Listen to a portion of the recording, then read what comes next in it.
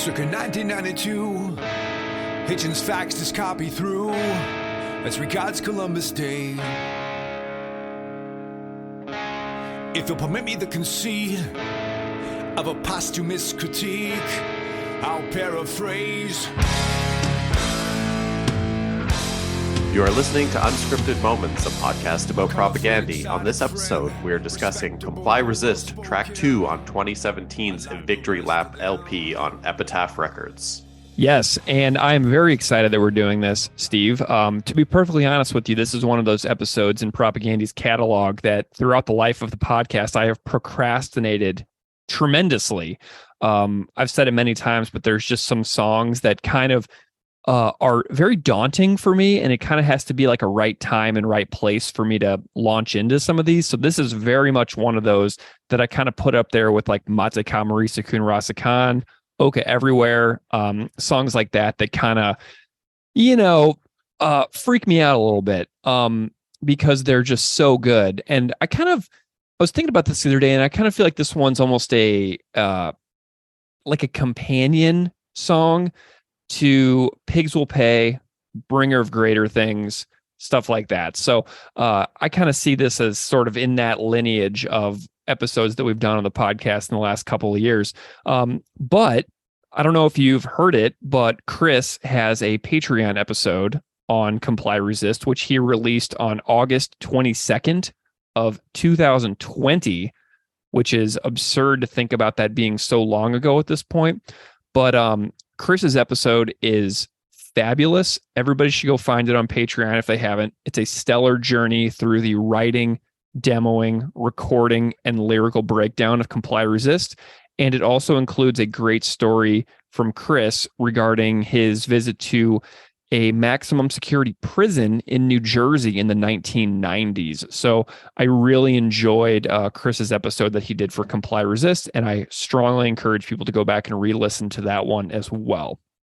I actually haven't heard that podcast, but now that I've kind of heard you talk about it a bit more here, I actually want to really go back and do it because I really love this song, and I would love to hear from Chris's perspective him break down the song, because this song is an absolute ripper of a song.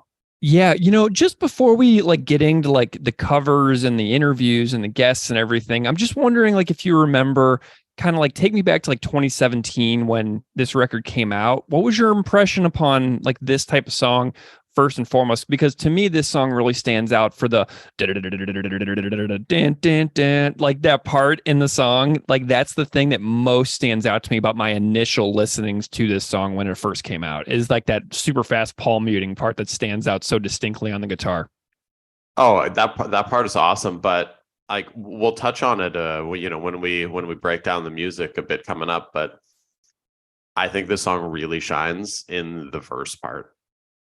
And I'll explain why a bit later when we go through the actual music part. But before that, I just wanted to catch up because it's been a while since we both recorded an episode together. So I just want to catch up. Tell me what shows you've been to. What's happening? Let's see. So I went to Bouncing Souls, Anti-Flag, A Wilhelm Scream, and Venomous Pinks in Buffalo last night. And fun podcast tangent, I got to meet up and hang out with Ben Murray from Heart Sounds, Light This City, Darkness Everywhere, the owner of Creator Destructor Records in the Bay Area, and one of the first guests that ever came on this podcast. He was on episode 6 for Duplicate Keys Acaro. And so I got to meet a real life podcast buddy last night at Town Ballroom here in Buffalo. So that was awesome. But yeah, that's my big one is Bouncing Souls. But I also saw the jazz band Snarky Puppy recently as well. And so that was an absolutely incredible experience of watching a 10-piece jazz band just go absolutely bonkers and blew my mind entirely. So those are my two big ones. What about you? What you been up to? So I think since the last time we recorded, I went to the Zulu, Scowl, Jesus Piece, Show Me the Body show. Whoa. And Zulu was unbelievable at that show. Yeah. They're so good. And I don't know, maybe someone can reach out to me on Twitter or something and explain to me this Show Me the Body band, because I just don't get it. Maybe I'm too old. Mm, Maybe like, and it's not like I hate banjo. I'm totally fine with banjo. I just don't get banjo. this band at all. Wow, man, I got to tell you, I'm really excited. I think I'm seeing Zulu in New Jersey at a festival in a little over a month from now, so I'm really excited about that. I know I'm seeing Scowl and Gel, and I believe I'm seeing Soul Glow and Zulu as well. So I'm glad to hear that I should be prioritizing that band set during that festival. Absolutely. And then after that, I ventured into your neck of the woods for Bruce Springsteen, Yes. which people that know me know my deep love for all things Bruce, and it didn't disappoint. It was a magical evening as always. Yeah, well, I've only seen Bruce Springsteen once, but I saw him in the summer of 2010 in London, England, in Hyde Park, and the Gaslight Anthem opened up that show. So I saw the Gaslight Anthem open up for Bruce Springsteen in London, which was great, and it was on Bruce Springsteen's 60th birthday. So Bruce Springsteen, the entire show, when I saw him, he kept screaming, "I'm fucking 60," and it was absolutely hilarious to see Bruce, just celebrating his 60th birthday in the middle of this massive London park. The man's a party animal. I love him. Oh, I mean, he's still giving it at the shows. He's 73 now. Wow. And, they played 3 hours straight. He took a water break of maybe 15 seconds, and that was it. It was just straight music. Yeah. He's And got to be just like in completely unbelievable physical shape. like I've seen him. I think I'm up to 22 or 23 times that I've seen him now, and he is just an absolute like rock and roll machine. I love it. I love that you've got like this person, because I was thinking about this last night, because during the Bouncing Souls set, which was April 13th, 2023, I realized that the first time I ever saw the Bouncing Souls was April 15th, 1998.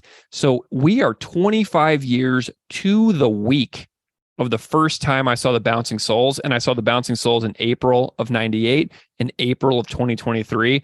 And it was kind of a mind-blowing experience to think about the ways that artists and music accompany us on our stories and our journeys throughout our lifetimes. Because I was like 15 seeing Bouncing Souls in 98, or 14 maybe, and now I'm 39. So it's like this band has been a part of my life for pretty much as long as I can remember at this point. But that was kind of an amazing realization. So it kind of feels like Bruce is like that for you too, like these like magical moments throughout your entire life story. Does that make sense? Oh, absolutely. Like I've had so many unbelievable moments at Bruce shows, and I've met people at Bruce shows that I, still keep in touch with today from shows that were like 12, 13 years ago. And our only connection is that we stood in line for 8 hours together at a Bruce show and then watched the show together. And it was awesome. Amazing. Well, and then you get to go see the Habs play the Sabres, I think, within a couple of days of that Bruce show. You were in Buffalo a couple of times. I didn't get to see you either time. I was really bummed about that. Yeah, it's and that Habs game was awesome too. They won, which I kind of wanted them to lose for the better draft pick, but it was that shootout win with the ride the stick celebration was pretty awesome. Yeah, and everybody here in Buffalo who's a hockey fan is really celebratory right now, because we've got this hot new goaltender, Devin Levi, who's apparently kicking butt here in town. So I'm happy for the hockey fans of Buffalo for the future. So, that'll be a good time. Maybe we can hit a game next year. I'll try to figure out when your schedule and mine align for a Habs Sabres game next season. Absolutely. And if anybody out there listening wants to go see hockey with us, let us know. Yeah, we could turn this into talking about hockey podcast, but nobody wants that because hockey kind of sucks right now. I don't know any. I have to say, like, I love watching live hockey, but I do not keep track of what is happening. So I am the last person to ask. But yay, hockey! Go hockey! Yeah, I need hockey. If I could just speak to you hockey. I need you to just clean up your act and not be so full of awful people. I think that a lot of people share that sentiment. Whenever some of Chris Hanna's tweets the last couple of years about hockey and hockey culture and Hockey Canada and the NHL are just, really poignant and insightful. So he's kind of, because I know that he follows it so closely. So he's kind of one of my actual sources of information with regards to what is going on and what is good and what is not good in the NHL. But I was, I saw a little bit of the Pride Month jersey controversies going on a couple weeks ago, and I'm just like, it's just disappointing. And I'm rooting for the betterment of society for all people all the time. So that's kind of where I stand on that. Chris's pro Toronto Maple Leafs tweets they've been getting under my skin. Have you been roasting him a little bit? There was a couple of them that I was going to absolutely roast him, but then I deleted it and I was like, nah, I'm not going to roast Chris on this one. Amazing. Well, speaking of Chris, let's have a good chat about Victory Lap and Comply Resist. So yeah, should we go ahead and start chatting about some of these interviews and covers and stuff? Yeah, absolutely. You have 2 good interviews set up for today. I really do. I'm really excited. And my plan for this episode is to play these interviews back to back with just a little bit of transition between. So as always, the interview timestamps will be in the show notes for anybody out there listening, so you can see where the covers are in the time of the episode. You can see where the interviews stand inside the episode as well, because these episodes get really big. So if you wanted to jump around and do a choose your own adventure style listening for the episode, those timestamps are always there in your show notes. But we have 2 interviews for this episode and 2 covers.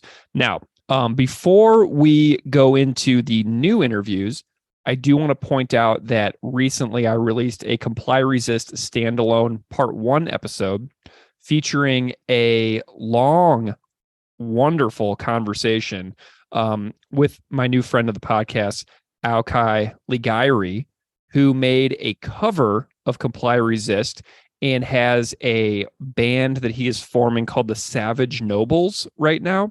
So if you missed that episode, it's really good, and Aukai's commentary about why Comply Resist matters to him is excellent. But I'm going to feature Aukai's cover on this episode as well, because if you missed that episode, this cover is very good, and I just want to make sure that people can hear it. Steve, you got to listen to that cover a little bit, didn't you? I did. It's so good. It's so good. I mean, seriously, some of the covers that come into this show are mind-bogglingly good, and you can just tell how hard Aukai worked on that song and how seriously he took it.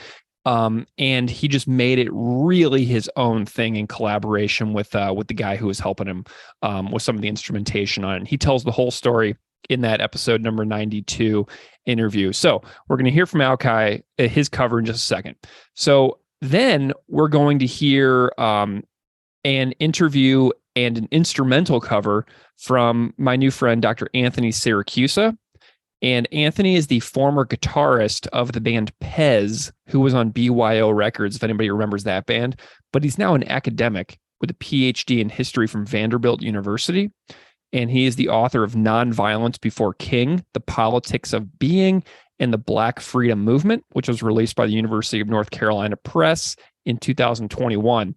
So in that interview, we go a bit deep on Anthony's book, because it is about compliance and resistance in the fabric of the book. That is what the book is about.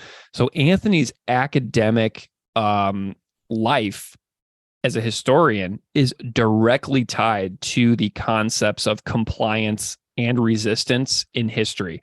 So we discuss his academic and historical research, then we work our way through the song itself and the concepts underlying compliance and resistance. And Anthony's just got great energy on the interview, And I know that everybody is going to love it. So Anthony also contributed a musical cover to this tune. So we are going to check out Anthony's Hoss of a Ripper that he did. It's only guitar and drums.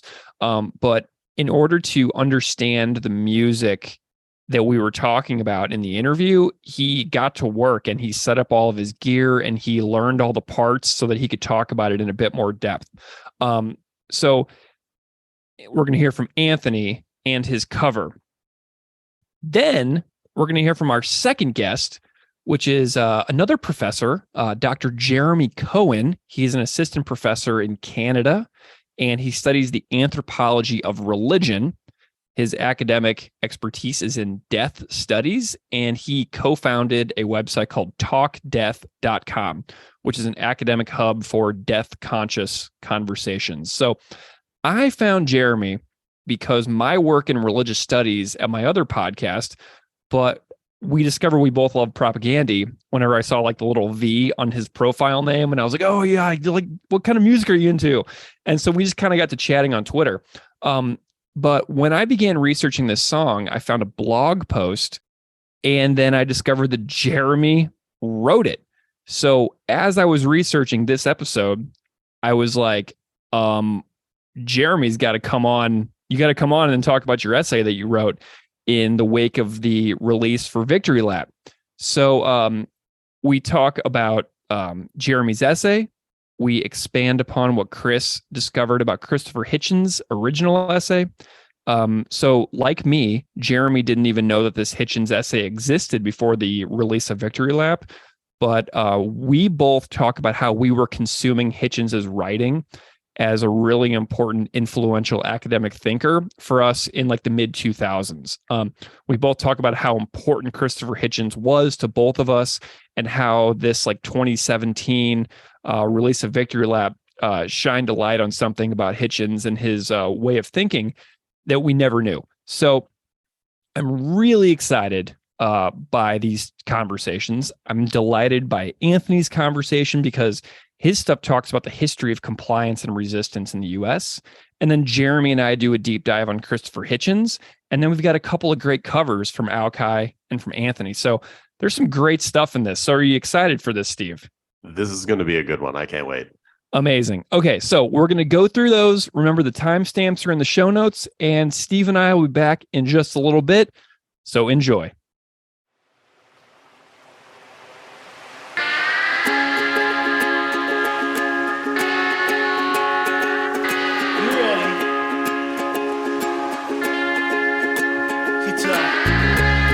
Colorful, exotic friend, respectable, well-spoken, like the rest of them. As you know, I'm colorblind, your credit to your kind, to kind.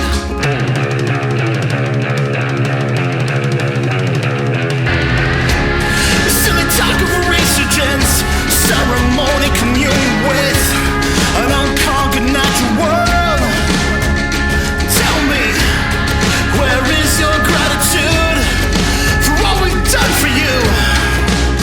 This paradise Eden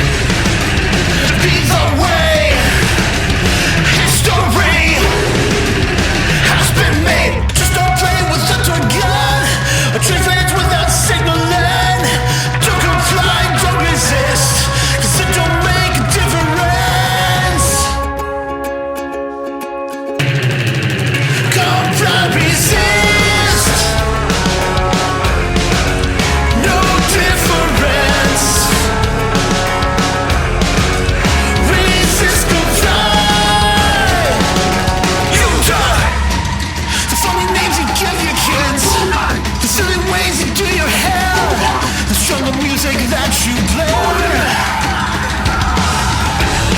We snicker and we stare, the thing to not revere. This incessant gadget tree, we incessantly deploy to incessantly abstract and incessantly destroy. Don't you worship us, alright? Don't you worship us? Resist the fight. You die.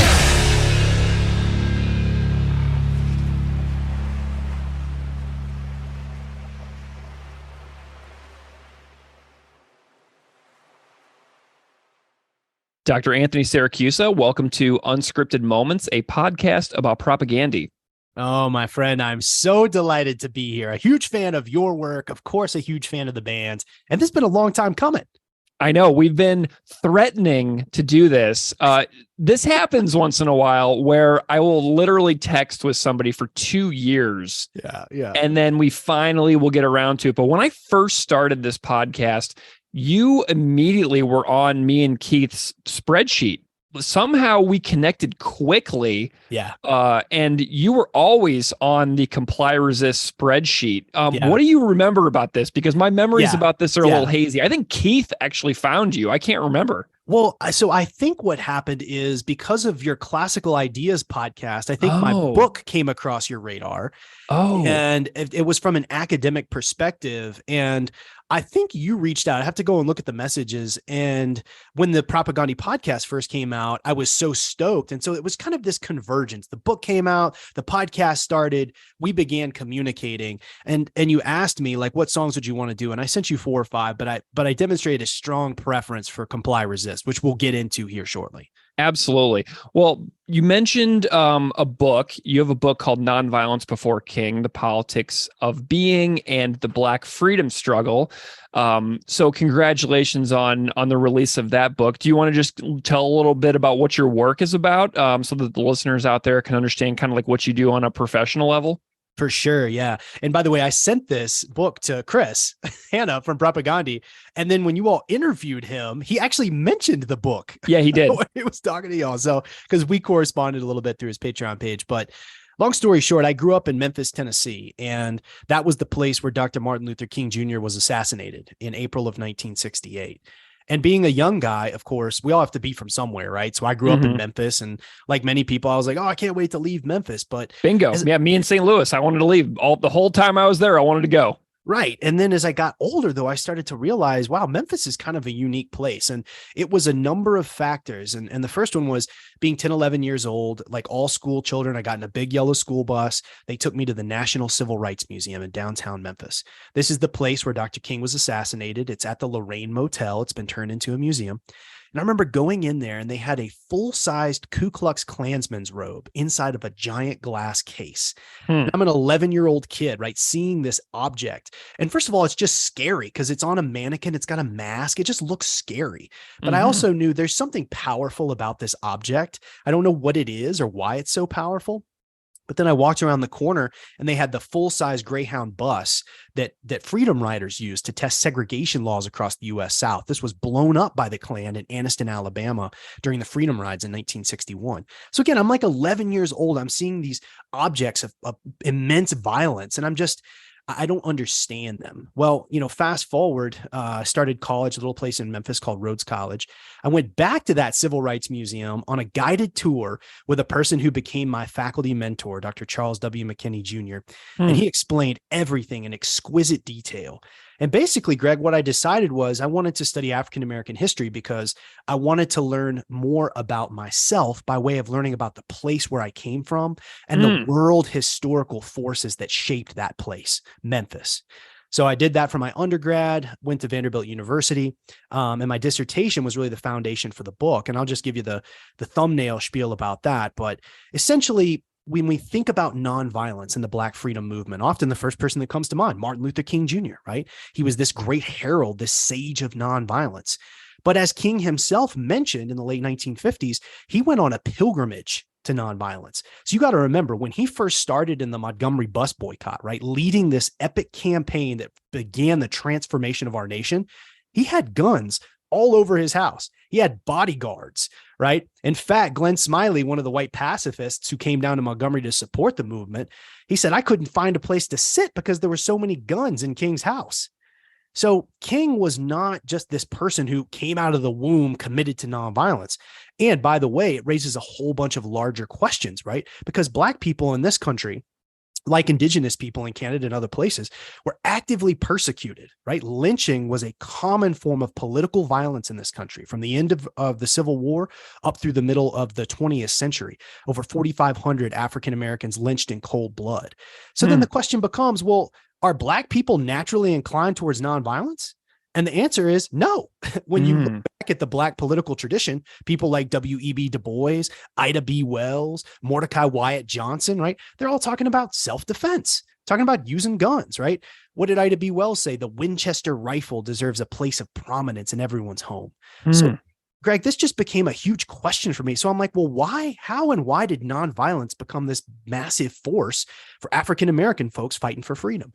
And basically the book answers that question. And so I explain that right over the course of 5 chapters. And the long and short of it is, it was a collaboration between white pacifists and Black religious intellectuals.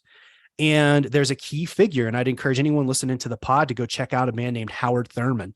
And he really became the intellectual architect of the ideas that became the inspiration for the political tactics of nonviolent direct action. So when you read about all these ministers running around like King, like his lieutenant, Reverend Ralph Abernathy, like James M. Lawson Jr., who has a whole chapter in the book, he's on the cover of the book. All of these guys got their ideas from Howard Thurman. So I kind of tell the story of the way ideas got connected to political tactics, and then the ways in which that became a force that revolutionized the social, political, and cultural life of the United States. Amazing. Yeah. And I'm looking at this, the index right now. And so I love the topics that are presented here. I wonder if you can talk a little bit about the race and the problem of pacifism chapter. Like, tell me a little bit about this, because this really jumps out at me, because whenever we think about the racial history of the United States, which goes to, go all the way back to the settler colonialist approaches of, taking over the entire continent. It goes all the way back. What is the problem with, pacifist reactions whenever we're talking about issues of race in the continental United States and Canada as well? For sure. Yeah.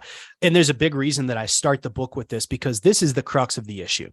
So long story short, when the First World War broke out in 1914, 1915, you had a number of white folks, a lot of them Quakers, but not all Quakers, many of them Protestant religious people who lived in England at the time. And they said, we're not going to go along with this war. This is a senseless war. It goes against God's will for creation.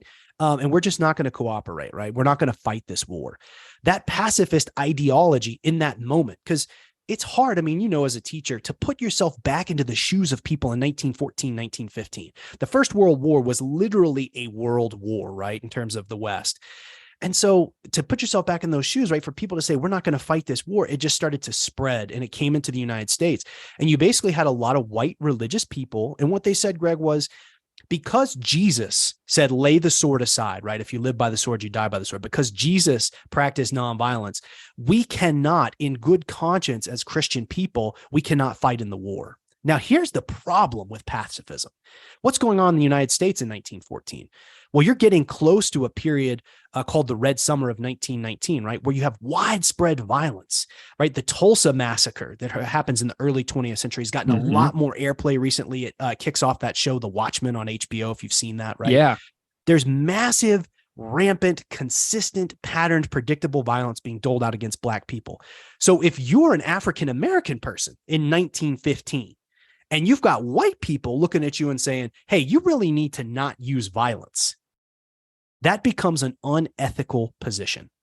And so this is where Howard Thurman enters. And he says, it is not ethical for a white person to tell a Black person, don't use violence. When I've got white people shooting up my house, I got white people trying to lynch me for registering to vote.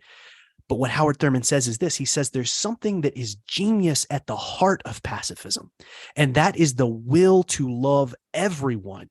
And he says, but we've got to turn this into a creative, nonviolent force. So he says, these white people telling us we should be nonviolent, that's not going to do it. But how can we, as African-American folks, look at our religious traditions, our roots here in this country, our cultural traditions, and build something that could be powerful enough to transform the conditions of our lives, defined by Jim Crow violence, lynching, and segregation? So that begins that process. I like what's at the heart of pacifism. I don't like the unethical racial components of that. And so that's really where African-American folk, particularly Howard Thurman and others, start to say, we are going to create an active nonviolent force. And of course, they look over to Gandhi as an example. But one of the things that I point out, right, is that here in the United States, there are domestic organizing and political traditions that they draw on, that they feed from. And that includes the labor movement, right? That includes thinking about the women's rights movement. There's a whole legacy in this country going back to the settler colonialism days of nonviolent civil disobedience. So how do they draw on those traditions and pull it all together and turn it into this force of nonviolence? That's what the book is really about, but it starts with that central problem, race, and the problem of pacifism. Absolutely amazing. There's a lot of other figures listed too in the book that maybe not everybody knows some of these names. Like you talk about James M. Lawson Jr. You talk about Pauli Murray. Some of these names are brand new to me whenever I review your work. And I'm a person who has read things. I'm not completely ignorant to a lot of the topics that you discuss in the book, but some of these are brand new to me. What are there any other overlooked figures that you feel like people should be, paying more attention to as far as like the legacy of the civil rights movement and the history of racism in the United States that you found in your research? Yeah, for sure. Yeah. And I'll talk just briefly about these three figures that you mentioned. And I'll start with Bayard Rustin. If you don't know who Bayard Rustin is, you do know his work because you are familiar with the March on Washington. Bayard Rustin was the organizer of the 1963 March on Washington. But there was also a 1941 March on Washington, organized by a man named A. Philip Randolph, the head of the Brotherhood of Sleeping Car Porters, the largest and first Black union in the United States. So Bayard Rustin, he was the most important organizer for Black freedom in the 20th century. Full stop. He was also a gay man. And part of the reason that we don't know as much about Rustin today is because not only was he marginalized during his time period, meaning literally Roy Wilkins from the NAACP, he said, King, I'm not going to work with you, Martin Luther King, if you've got this guy Bayard Rustin running around here, right? And King, unfortunately, succumbed to that and said, Bayard, I got to keep you on the outside. But guess what? King's first book, Stride Towards Freedom, that he wrote after the Montgomery bus boycott, Bayard Rustin wrote that book. Bayard Rustin's fingerprints are all over the movement, but we can't acknowledge the ways in which he contributed in our popular minds because he was marginalized then and continues to be marginalized now. So that was one of the most fun parts. Oh, and I got to tell you this story. So when Bayard passed away, he was life partners with a man named Walter Nagel. And when the book came out, I got an email from Walter Nagel, and he said, I've just read your amazing book about Bayard, and I just wanted to let you know how much I appreciate it. And it's one of those things you do. That's why you do this work, right? In some ways. And so Bayard Rustin, and I'll just a teaser here. He goes to jail for 2.5 years for resisting the Second World War, the good war, the war to end fascism. He says, I'm not fighting in this war because he's a pacifist. And when he gets into jail, it's a segregated jail facility, of course. So what's the first thing he does? He organizes a desegregation campaign. Uses nonviolent civil disobedience in federal penitentiaries to try to desegregate the jails. He was that kind of good troublemaker, to quote the late, great John Lewis. So Bayard Rustin, look him up. There's a great biography about him by John D'Amelio, who's a gay historian, a historian of the gay experience. And it's called Lost Prophet. And it is so compelling. I encourage everyone to just pick that book up, listen to it on Audible, whatever you want to do. The other figure I want to talk about is Pauli Murray. Pauli Murray was trained as a lawyer in the mid-1940s. She was a phenomenal thinker, went to Howard University, grew up in North Carolina, and she started the first freedom ride before any of the other organized freedom rides, right? We think about 1961. In 1941, she and her friend, Mac, and I say friend because it was probably her lover. As it turned out, Pauli Murray was a lesbian. We would have actually used categories now to think about her as non-binary in terms of gender. Those categories weren't available to her then, but she and her friend Mac They were asked to move to the segregated portion of a bus in 1941. They refused to do so. They got put into a jail cell in Virginia, and it became this huge hubbub. And the NAACP had been looking for a case, like, how can we test these segregation laws? Well, Pauli Murray, she creates this case, perfect opportunity, but the NAACP declines to pick it up because Pauli Murray was dressed as a boy when she was on the bus. And they thought, this isn't going to be good for the image of the movement. So I write about Pauli and her life, and she becomes a key architect for nonviolent civil disobedience campaigns. She leads one in Washington, D.C. in the mid-1940s, and they desegregate lunch counters and drugstores in Washington, D.C., and they do it all through student power. She organizes students at Howard to do that. Incredibly important figure. Last thing I'll say about her, her legal legacy, her arguments that she developed in law school, those became the foundation for the legal challenge to end segregation in the United States, known as Brown v. Board of Education. So again, a critical figure. Her fingerprints are everywhere, but she was marginalized in her lifetime, marginalized today. Last thing I'll say is about James M. Lawson Jr. He is still alive, 93 years old. He organized the Nashville sit-in campaigns in early 1960. And often we think now about wave after wave of protesters sitting down on lunch counter stools, being arrested or beaten up, and then another wave comes in, sits down, takes their places. James M. Lawson patented that technique for overwhelming the system. And he did it in Nashville, and he did it by drawing on the traditions I've been talking about, Howard Thurman, Bayard Rustin, Pauli Murray. He stood on their shoulders. He drew on their ideas. And it was really, I argue in the book, that Nashville movement that became the tipping point, right, between a nation that was committed to segregation and racial violence and one that said, we're going to transform these conditions. Wow, amazing. And there's so much in there about the story of how people were told to comply with certain directives and what types of resistance were made available to them, and how they processed in real time and those strategies of what it means to resist unjust actions and or comply with the ways that society was expecting them to go with. Amazing. Yes. Thank you so much for that overview of the book, because there's so much in this book that is relevant to what I want to go into next. And I'm going to weave us back to those key terms, compliance, resistance, here in just a minute, because you are a professor of history. You did some historical research on the place where you come from to make it a more meaningful experience, to contextualize yourself within the world, I would imagine, as well. That probably was a very helpful research that you went through. Tell me a little bit about music and the role that music plays in shaping that same thing, because I feel like there's there's something super important. You have context, but then I also feel like music has a role here too, which we're going to get into. Absolutely. And I'm so excited about digging into the comply, resist, the terminology. And I know we'll come back to that because I've got some things that directly tie back to the civil rights movement. And I want to key in on that. And the whole second half of the song that we'll get into in a minute too is super relevant. So go ahead and take it away. For sure. So let me just say a little bit about music. So I grew up in Memphis, right?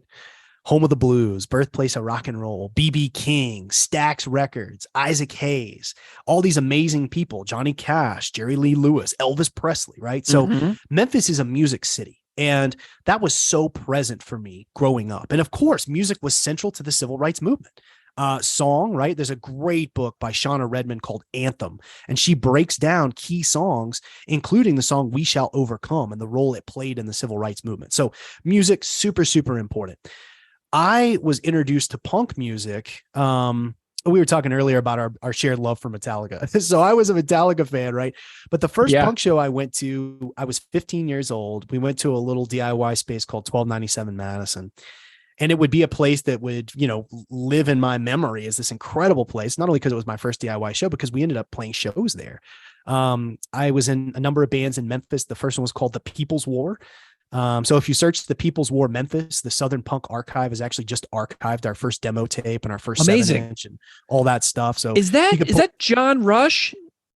It was Jonathan Lee was our singer, and we put out a record on Coalition Records, is where our first 7-inch came out, a little DIY label based in California. So it was great. It was a great experience. Then I joined a band called Bury the Living. So I started playing drums. And I think fans will appreciate this. I started playing drums, and I remember the first time I got together, I was like, how did that go? Did it sound okay? And they were like, sounds great, man. Just play faster. Yeah. And so that became the mantra. And I'll return back to that with my cover that I did with Comply Resist. It's a fast song. So that was how I really got into it. Eventually got into a band called Pez with 2 Z's, probably one of the better known bands. They were a touring band on BYO Records, based out of California, the Stern brothers out in California. They put out 2 LPs with BYO, and one of those was recorded by Steve Albini in Chicago. And so ended up getting into Pez, a melodic hardcore band, and then played in a band called Akasha. It was kind of Pez light when Marvin was in Chicago and we were still in Memphis. So did a number of tours, did 3 or 4 US tours, a couple of West Coast jaunts, did a European tour with Bury the Living. And so playing punk rock hardcore music, right, is kind of, it's ingrained in who I am and what I've been about. And I'll just say one thing about doing that in Memphis. Memphis has been known for all the things I mentioned: soul, rock and roll, BB King and blues. But one of the things that has been under-recognized, and this is actually the core of my second book project, is the contributions that Memphis made to independent and punk rock music. There was a club in Memphis called the Antenna Club, that started in 1981 and ran until 1995. And everybody on the independent touring circuit in the 1980s, REM, Black Flag, the Bad Brains, later Jawbreaker and Green Day, Circle Jerks, like every DIY band that was touring in the United States went through Memphis in the 1980s. And the impact of that in the Antenna Club was to create this vibrant punk scene, so that by the time I come around, right, I'm standing on the shoulders of all these people who have been engaged in punk rock music for decades. And Memphis produces a couple of punk rock bands, some of which are not going to be unfamiliar to people here. His Hero Is Gone came from Memphis. A sort of crust punk band is what they'd be called. Eventually became Tragedy. I'm sure people know Tragedy, based in Portland. Those guys came from Memphis. From Ashes Rise, those guys were from Nashville, right? But they played in Memphis all the time. Mikano Christ, they were from Little Rock, which was just 2 hours away. So Memphis was this hub for nationally significant punk rock music. And that's part of the story I want to tell with the next book. Amazing. Well, okay. So I did mention the name John Rush a minute ago. I went to the Southern Punk Archive, and John Rush is the founder of the Southern Punk Archive and the Southern Documentary Project. John Rash. Yes. Oh, yeah. John Rash. I'm actually great dude. Misreading it. Yes. John Rash. Hello, John Rash, friend of the podcast. Amazing guy. Amazing. Awesome. That is so cool. Where does Propagandhi sort of enter your musical journey along the way? I'm laughing because I'll tell this story first. I actually reached out to Propagandhi in 2002, maybe 2003. It was right after Today's Empires. And I was like, you guys are my favorite band. I play in bands. Can you come here? We want to play a show with you. And I didn't hear back, but it's neither here nor there. But my fandom for them has been going on 20 plus years. So the first album that I heard was How to Clean Everything. And, Haile Selassie Up Your Ass was just kind of this, amazing song for me because, you're a young kid and you're like, yeah, F everything. And religion's this like source of evil. And by the way, I love Chris's new version of that. And I love the way he owned his own kind of racism, right? Related to the original iteration of that and how he thought about the Bad Brains and all that stuff. So I love how he evolved, but that was the first album that I heard. And, just the line, like, you can stick that flag up your fucking ass. Like just all of that stuff just really appealed to 15-year-old Anthony. Right. So I'm hearing Propagandhi in the late 90s. Less Talk was not my first album that I was introduced to. And in fact, it was an album that I only came to much later. In fact, the album that really captured my imagination was Today's Empires. And I remember in particular, right, just, Fuck the Border. And then of course, I like to party fucking hard. I like my rock and roll the same. I was a young kid drinking too much. I dropped out of high school, was legally emancipated. I have this like whole long history. Right. But when I heard that, I was living in an apartment with some friends of mine, and Just absolutely loved the direction that it was clear the band was taking in the early 2000s. Yeah. And basically, Greg, since that point, I've gotten every album right when it comes out, get super into it. I'm a huge Potemkin City Limits fan. It's not my favorite Propagandhi album, but it probably is like maybe my number 2 record.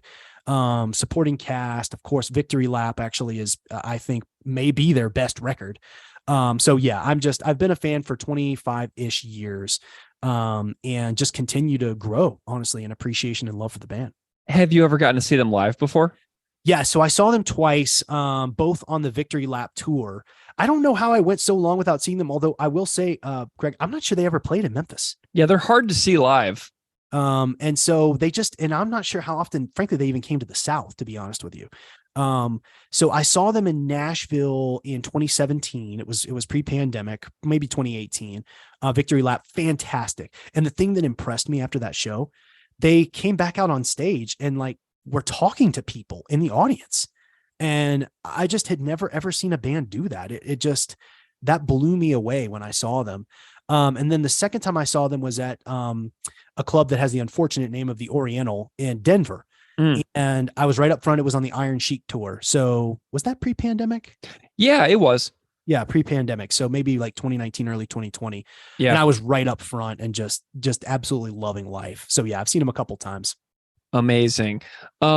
So, over the course of the last couple of years, as you and I have threatened to do a podcast together for so very, very long now, Comply Resist was always the thing that you had landed on. And so before we talk about like the contents of the song and revisit and tie in the first half of our conversation about your book and your research and your work, you told me that you're going to work on this cover for Comply Resist. And I feel as if this has been a very difficult journey for you. And I am just like ecstatic to hear the story of you attempting to single-handedly do a cover of Comply Resist. So tell me all about this.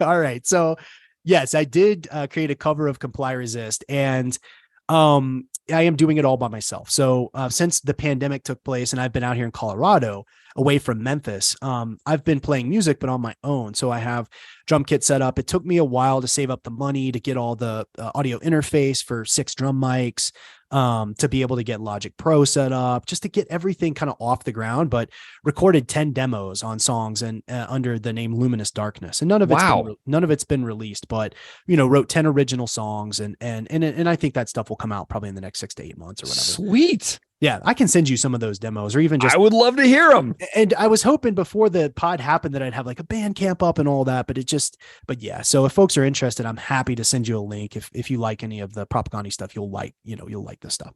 Cool. So I had everything, finally got everything set up. And then I was like, yeah, I'm going to record a cover of Comply Resist. And I think we decided we'd work on that like in the last 6-8 months. That was a more recent goal. Yeah. Because I think more folks you've been interviewing have been doing covers. So I was like, okay, how the hell am I going to do this? Right. And so typically what I do when I record is I start with the drums. So let me back up. I'll write riffs on the guitar. Yeah. And then I'll even write second guitar stuff over it, and I'll just record that, and I'll have the template. But then to record it by yourself, you have to be able to record the drums first. And so with Comply Resist, I had to play all the drum parts first with nothing else, just a click track. And so that took a while to get the drums right, because it's a hard song to play on the drums. It's very fast. And when you hear the cover, I think it'll come out with this episode, you'll hear I ended up playing it faster than the actual song itself. Just because, I was playing nuclear speed. So laid that down. And then the guitars were not easy to learn. And there's a lot going on with the guitars. And there's of course 2 guitars. And so being able to then lay the first guitar track down and then lay the second guitar track down and try to get it right. And I think I got it like probably 95% right. By the way, I used the Sheet Happens Propagandhi Victory Lap tablature for that, because I mean, I'm not a person who could figure that out. So yeah, shout out to Luke Hoskin from Sheet Happens.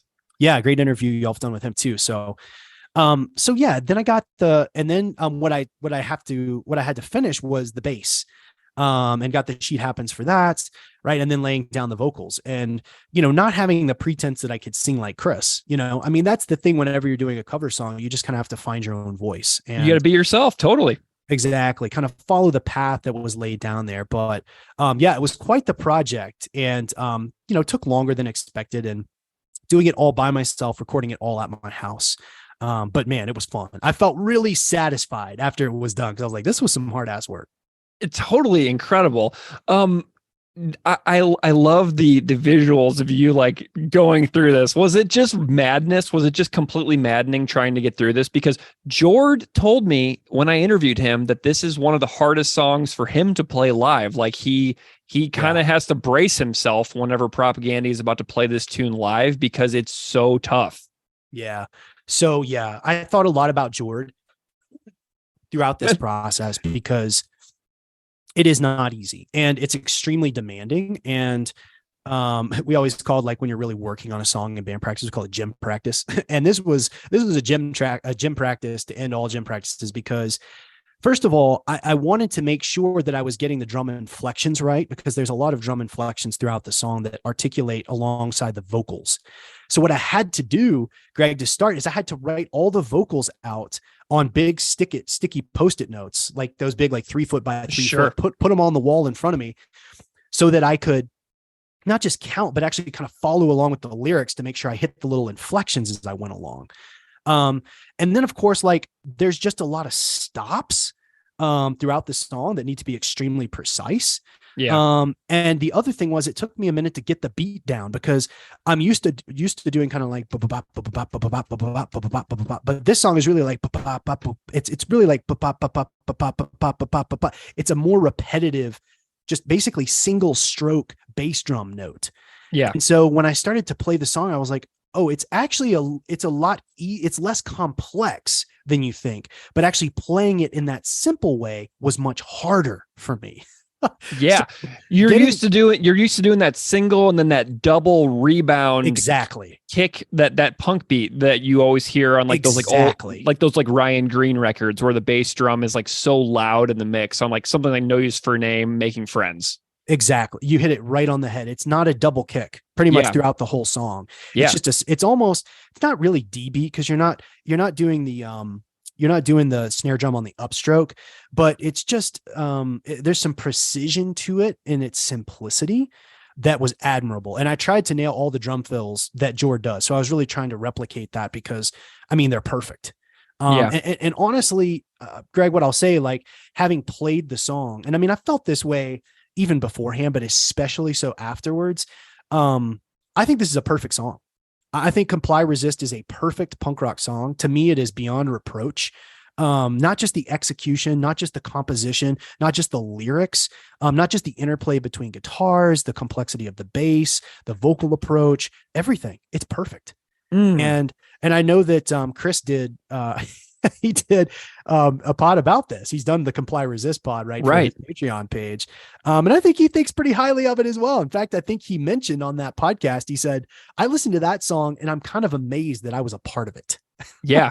I think that songs like this one and like Duplicate Keys Akaro, like whenever he does his Q&As on his Patreon, like I submitted a question one time, like how does Duplicate Keys Akaro rank for you as a part of the songs that you've been a part of? Do you like this one? He's like, oh yeah, I like this one a lot. And I kind of feel like he feels exactly the same about Comply Resist. And then when he passed this one past Beeve, when they were demoing it, Beeve's like, don't change anything.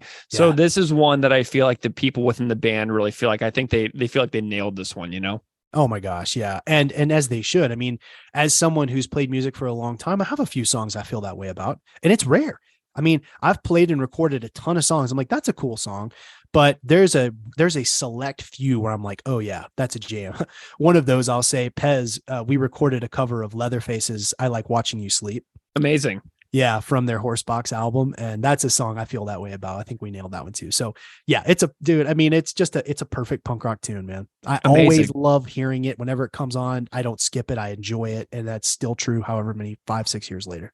Amazing. Well, I'm really glad you bring up Leatherface. I don't think they've ever been mentioned on this podcast before, but I got to see Leatherface play live with Hot Water Music like 20 years ago at the Creepy Crawl in St. Louis. And I actually saw Leatherface live just totally by chance of going to see Hot Water Music. So yeah, pretty sweet. Listen, Pez toured with Leatherface and Hot Water Music in the 90s. They may have been on that tour, actually, that you saw 20 years ago. But the one thing I'll just say, Leatherface is my favorite band, second only to Propagandhi. It's kind of 1A and 1B. And I just have to give a shout out, Andrew Lang, also known as Laney, the drummer for Leatherface, on all of their albums except their very last one, passed away this week. So really sad to see that. Of course, Dickie Hammond passed away, and Frankie Stubbs is really the only surviving member of Leatherface still around. So sad week for punk rock music, man. But if you don't know Leatherface and you listen to this podcast, I'd actually encourage you to start with the Hot Water Music Leatherface Split LP. It's a really good place to start. Frankie's voice takes a little getting used to, but it is, to me, some of the best punk rock you'll hear. Amazing. Okay, well, great. And that's awesome. Okay, so Anthony, in the very beginning of our conversation, we talked a lot about your research, and we talked a lot about the history of, nonviolence and the history of the civil rights movement in the United States. We talked a lot about what was going on with the messiness between nonviolence and resistance, right? So we've got the name of this song, which I think really ties in very well to a lot of your own career and research, and just so many incredible connections. Tell me a little bit about your connection to the title of this particular song. For sure. Thank you for this opportunity, because there's a direct connection to exactly what I think the sentiment of this song is about, between my research and between what Chris is writing here. And I just want to sort of take you to the portion of the song, the very last line of the song, or towards the end: comply, ? Resist, ? No difference. Resist, ? Comply, ? You die. Now, why is this important? I want to share a quote from Charles Payne. He's a luminary civil rights historian. He wrote a book called "I've Got the Light of Freedom." If you like anything of what I've talked about today with civil rights history, buy this book. Get it on Audible. It's called "I've Got the Light of Freedom." It's the best book about the civil rights movement. Full stop. I have a PhD. People can disagree, but it is. In that book, Charles Payne talks about the organizing tradition in Mississippi. And one of the things he writes about in terms of the long organizing tradition among Black folks in Mississippi, he has to give you this backdrop of violence. You can't understand what it looks like to resist, to try to transform the conditions that are ordering your life, to try to change Jim Crow, unless you understand the context of violence, of segregation, of Jim Crow. And one of the things that he says there is, he says, when it came to violence against Black people in Mississippi, the point was, there didn't have to be a point. You could be killed because some ignorant white man didn't like the color of your shirt. You could be killed because he didn't like the way you drove a wagon. The point was there didn't have to be a point. Why is this important? Why does this relate to comply, resist? When you think about these systems of social control, right? So in this case, Chris is writing a little bit about indigeneity, but he's also making explicit references to Tamir Rice, right? In terms of a toy gun, right? When you look at these systems of social control, there's all these rules. So go into a school, right, and learn English and forget your native language. Learn our religious customs. Abandon your religious customs, right?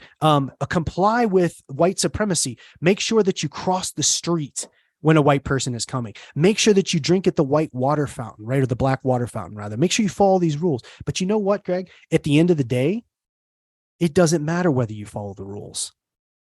It doesn't matter whether you comply. It doesn't matter whether you resist.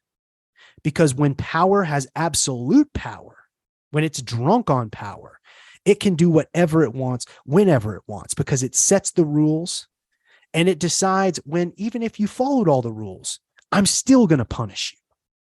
And that, to me, is what is bound up at the heart of the entire history of colonialism. It's what's at the heart of segregation and Jim Crow in this country. Yes, you can be perfect. You can dress nice. You can get a good education. You could do all the right things. And guess what? At the end of the day, it still doesn't matter. Comply, resist, no difference. Resist, comply, you die. Oh boy. Yeah, there's so, and this song has two halves, right? Do you feel like there's like a first story and a second story in this song? For sure. Yeah. And of course, I pulled up the letter or the facts, the essay that Christopher Hitchens wrote here. And if folks haven't seen that, it's from 1992, the Christopher Hitchens essay on the anti-Columbus movement. And the song explicitly references direct quotations from this Christopher Hitchens essay. Yeah. And so that's just the intro. That's where the song starts, right? And some of this stuff, right? My colorful, exotic friend, respectable, well-spoken, unlike the rest of them. As you know, I'm colorblind. You're a credit to your kind. That stuff's not coming out of the Christopher Hitchens essay, but what it does is it reflects the tone of the essay. And so I think Chris Hanna does an incredible job, right? In introducing us to that vis-a-vis this kind of imaginary, right? This imaginary perspective. But then he gets right into it, right? Eden, empire, kingdom, right? Those are directly out of the Christopher Hitchens essay, right? And so he's drawing right on that. And so is that next section, the boundless epoch we've bestowed upon your savage empty lands. Of course, mistakes were made. As far as human progress goes, welcome to a slightly higher plane. Innovation, opportunity, those are words directly out of the Hitchens essay, right? Mm-hmm. So is treaties we broke, lands we filched, settlements put to the torch, children's, we abused, right? Those are coming right out of the Christopher Hitchens essay. Yeah. So yeah, that's really the first part of this song, right? And to me, gosh, and I know y'all get into this, but the way the music interplays with the lyrics, right? The treaties that we broke, the lands that we filched, like the intensity of it. You feel the intensity of it. You think, my God, right? I can't believe we did that. So the song is just set up through that first half, right? In this kind of amazing way. And then you're right, it pivots in the second half of the song, right? And this is where you start to see some references, not just to indigenous communities or the Canadian legacy of colonialism. Now we're starting to talk about a U.S. context. We're starting to talk about anti-Blackness, right? The funny names you give your kids, the silly ways you do your hair, the jungle music that you blare, right? Yeah. And you can see the ways in which those things all connect, but specifically, even right before that, don't play with a toy gun, don't change lanes without signaling, right? Yeah. Those things, like literally, those were at the crux of what led to unarmed African-American men being murdered by police at police stops. And I'm from Memphis. And so Tyree Nichols recently being beaten to death by 5 African-American police officers. And I don't know if we have time to get into the complexity of all that, but certainly have thoughts about that, right? That is just another example. And Chris makes a direct reference to this. And what's actually the most sad part about it all, right? Don't change lanes without signaling. Don't play with a toy gun. it's not like he's just talking about those things that happened before 2017. Mhm. This is stuff that continues to happen repeatedly over and over again. It's patterned, it's predictable, it's consistent. So yes, Mhm. there are, I think, two sort of separate sections of the song. The first being around the anti-indigeneity coming out of the Chris Hitchens piece, and then the second starting to reference the U.S. context. Yeah, well, and you think about the toy gun too. It's not even just men; it's children, right? So we have the Tamir Rice reference with the toy gun, is what I'm seeing there too. So it's across age. It doesn't matter if you are a literal child or if you are a grown up man in your 30s or 40s. It's just kind of transcends age too. Trayvon Martin was 15 years old. Mm-hmm. Excuse me, 17 years old. Right? He's not an adult. Right. I mean, so, and yeah, you mentioned Tamir Rice. I mean, these are children, right? 12-year-old African-American young boy. Yeah. So no, you're right. You're right. That's an important clarifier. We're not just talking about men or adults. Yeah. Yeah. Did you have a personal history with the work of Christopher Hitchens when you were younger at all? I didn't. I did do some reading about him in preparation for the podcast today, and just seems like an extremely complex person.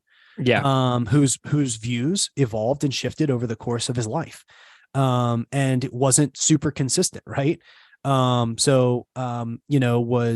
super supportive of LGBT rights, right? But also super like Second Amendment. I mean, there's just a lot of ways that when I looked at him as a thinker, he didn't appear to fit into a Manichaean paradigm, right? Either one thing or the other.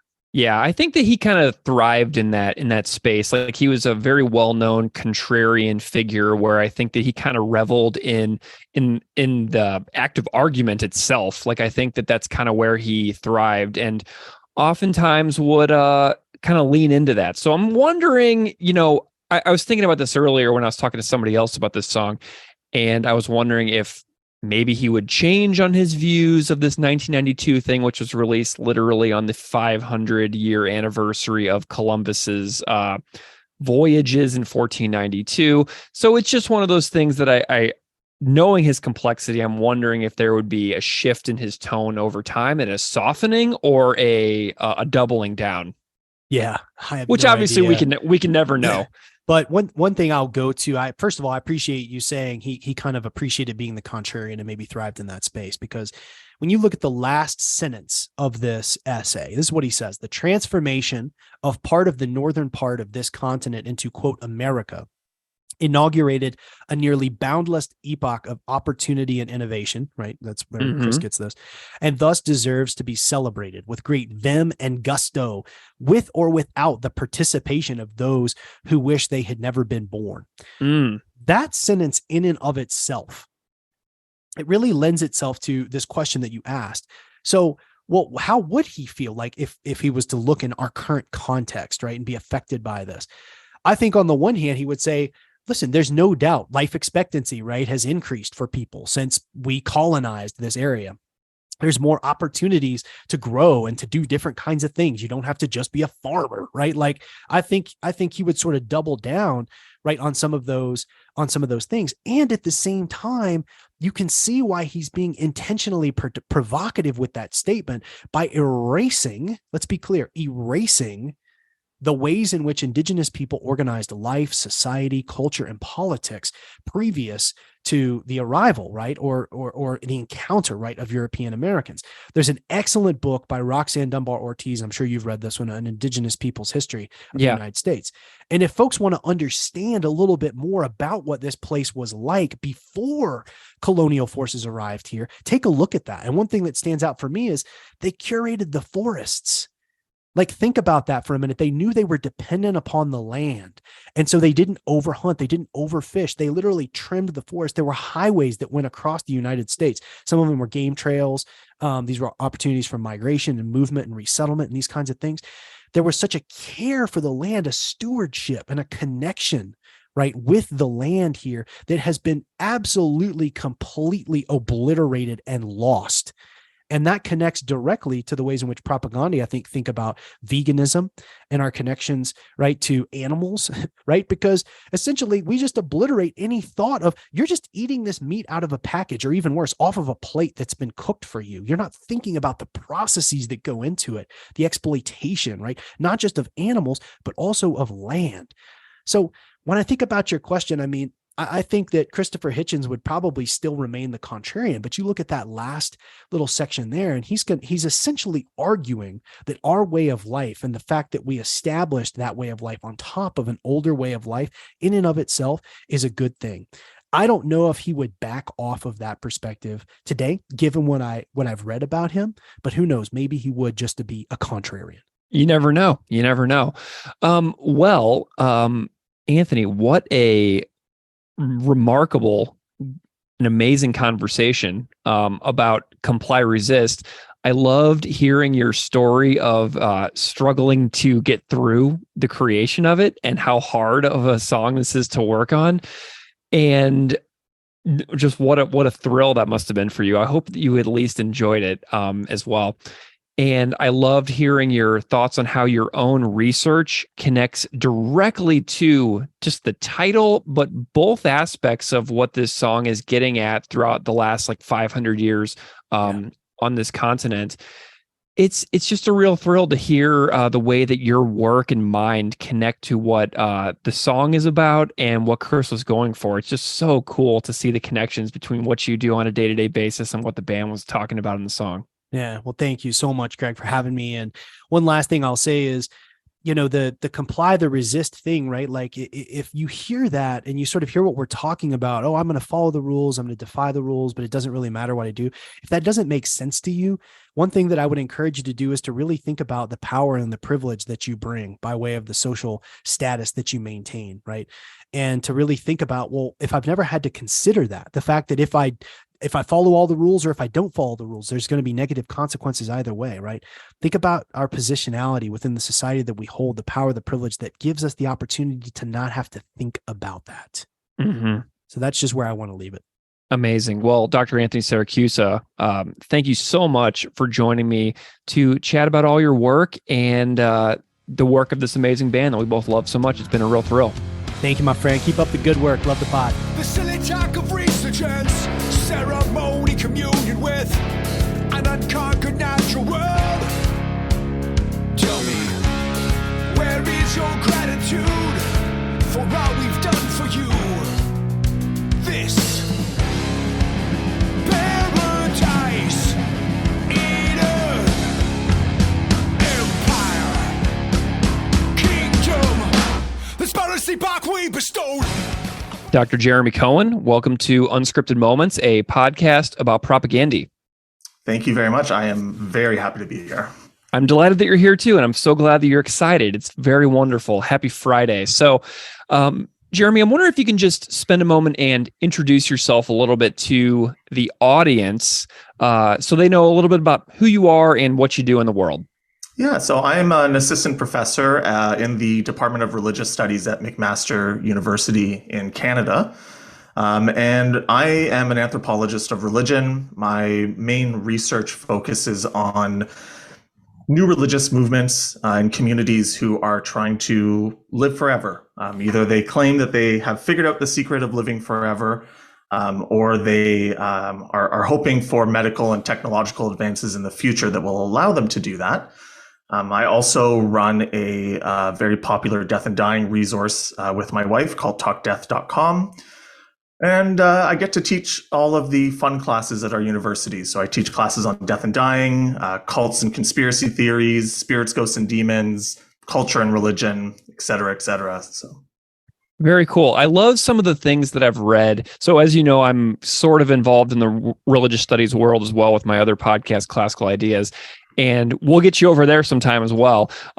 It's really funny to me that you're a religion professor and you're coming on my punk rock podcast before my religion podcast. So I just thought that was really funny. But I love some of the stuff that I've read. Like I used to make my students read like stuff by like Sushila Blackman, where it was like death poems of great beings, like Zen masters dying and writing like their final poem on their deathbed. I used to make them read some stuff by, I think it was Frank Ostaneski, who's a Buddhist teacher who works a lot with grieving. So that's a really fascinating field that you're in, and I'm really excited to chat about that on the other podcast in hopefully the not too distant future. I just think it's funny that you're a religion guy, and so am I, but we're talking about music instead. I mean, I wouldn't want it any other way. Honestly, I'm happy to start with this and then move on to the quote unquote more serious stuff. Absolutely. Well, Jeremy, tell me a little bit about your background with music and getting into the stuff that leads you to being a fan of Propagandhi. Yeah. So, I got into punk, probably skate punk, and unfortunately ska, and similar genres when I was, 12 or 13. And I probably started listening to Propagandhi, around then when I was 13 or 14. And, they were, as you're well aware, grouped in with, other skate punk bands of their era.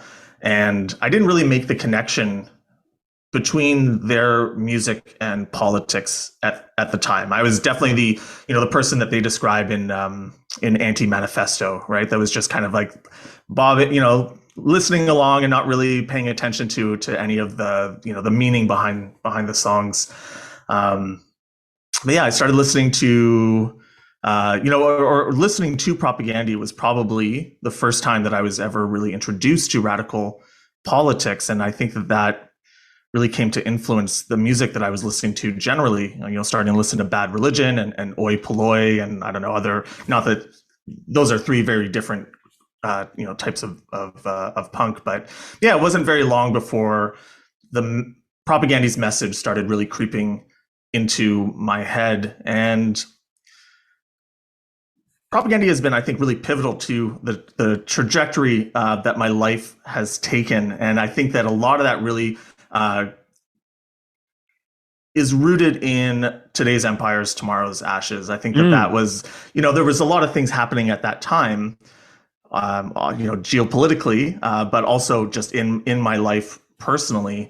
And Propagandhi gave me a language to be able to think about politics, think about my life, and think about even 9/11, think about September 11th. And I grew up in a really small town outside of Montreal in a school that had 300 people. Nobody was interested in punk. Nobody was interested in politics. Nobody was interested in any of these topics. And so Propagandhi kind of became my refuge. And especially given that, following 9/11 into the war in Iraq, the kind of the dominant idea amongst my peers at that time was, we just need to bomb the Muslim world as a solution to terrorism. This is the language that my peers at the time are using, and Propagandhi gave me a way to think differently, and it gave me a way to see that all political struggles are connected. Racism, police brutality, animal rights, feminism, any other kind of form of violence. It was a really kind of foundational part of my life. And I'll just kind of end off by saying that, I've been, and I'm not saying this as to pat myself on the back, but I've been, vegan now for 17 years. And it is Propagandhi's fault. Wow. I every time we've had a professor on here, I have to stop and wonder, did Propagandhi have an influence in making this person pursue an academic path and like a life of the mind? Do you blame them for your career trajectory? I think so. I think honestly, I really do. And it is because of the language, like I said, the language that it gave me. Given where I grew up, I always aspired to move to the city, move to Montreal, and find a group of friends that shared my values. And those were the values that Propagandhi introduced me to. And so I really do see a connection there. I can trace that trajectory very clearly. Amazing. Well, Jeremy, I've known for a long time that you were a big fan of the band, just based on Twitter encounters and interaction like that over the last couple of years. And so you have to understand my joy and my shock when I began researching the song Comply Resist from Victory Lap, and I found an article written by you very shortly after the release of Victory Lap. So Victory Lap, as everybody knows, came out September 29th, 2017. And 4 days later, October 3rd, 2017, you release a short article on your website called Christopher Hitchens, An Ode to False Idols. So your turnaround speed is stunning. I mean, incredible. When I realized how close to the release date of the record is, I was like, wow, Jeremy connected with this song instantly, in a way that, like, I'm much more of a slow burn. So I'm glad that you had such an instantaneous response to it. So we'll get into the article in a second, but before we go there, I want to know about your background with the work of Christopher Hitchens, the subject of the song Comply Resist. Yeah, absolutely. First of all, that quick of a turnaround time, not always a great thing. Sometimes it's good to sit on material for a little bit, but as we'll get into, I felt very strongly about the topic of the song. Honestly, my background is also in the New Atheist movement. I really became interested in the New Atheist movement sometime around 2006, 2007. I think the first book I read was Sam Harris's Letter to a Christian Nation, followed by Dawkins' Blind Watchmaker, and then God is Not Great by Hitchens. And I read Hitchens' book and then, really fell in love with his work, in this topic. The critique that the New Atheists were making at the time really resonated with me as someone who is still trying to find their way in the world. And I'm someone, I have a learning disability, and sometimes in the past, I felt very insecure about my intellectual abilities, and the New Atheist kind of gave me a direction that I could really focus on, which has always been a difficult thing for me. Focus has always been a very difficult thing for me, and so it gave me a direction in that way. And at the time, their argument that so much of the world's problems lie at the feet of religion seemed like the logical conclusion to, my years as a teenage anarchist and, the weird kind of post 9/11 left-wing political conspiracism that was really popular at the time, and something that I was really attracted to as a teenager, and this kind of, I guess, unthinking distrust of mainstream narratives. And religion seemed like the most mainstream narrative that our society has. And so there was this kind of contrarian spirit that Hitchens definitely helped, create that really spoke to me. The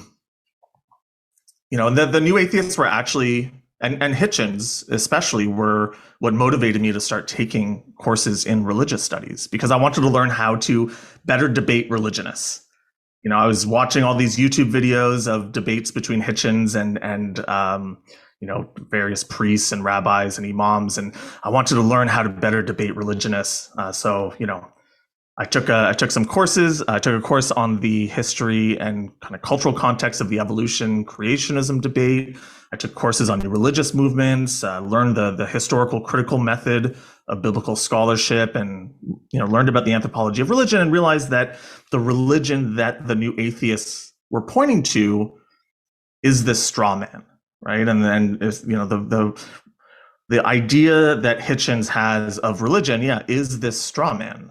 They are reacting to American evangelical Christianity and this Western fear of Islam, which then kind of came in to stand for religion generally. And nothing will disabuse you of these sorts of ideas than taking courses in religious studies.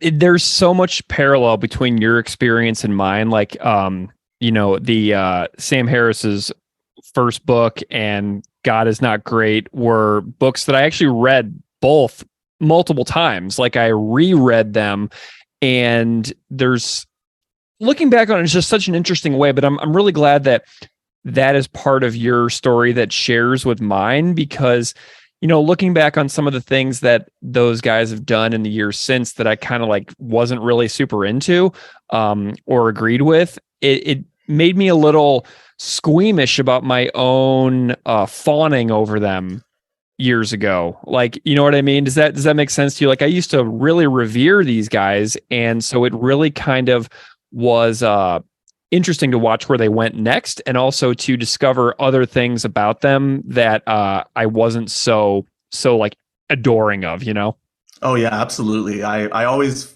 feel like I need to add a qualifier when I'm talking about any of these authors. I really was into New Atheism, but I've grown away from it, which is true, but I do feel this insecurity around it because of the deplorable ideas that many of these people have, and now realizing the context in which this conversation was occurring, right? And at the time, it really, for me, was about religion as something that we could point to, as something that exists in the world that we could point to, and now knowing that this is really just a reaction against kind of two specific strains of religion.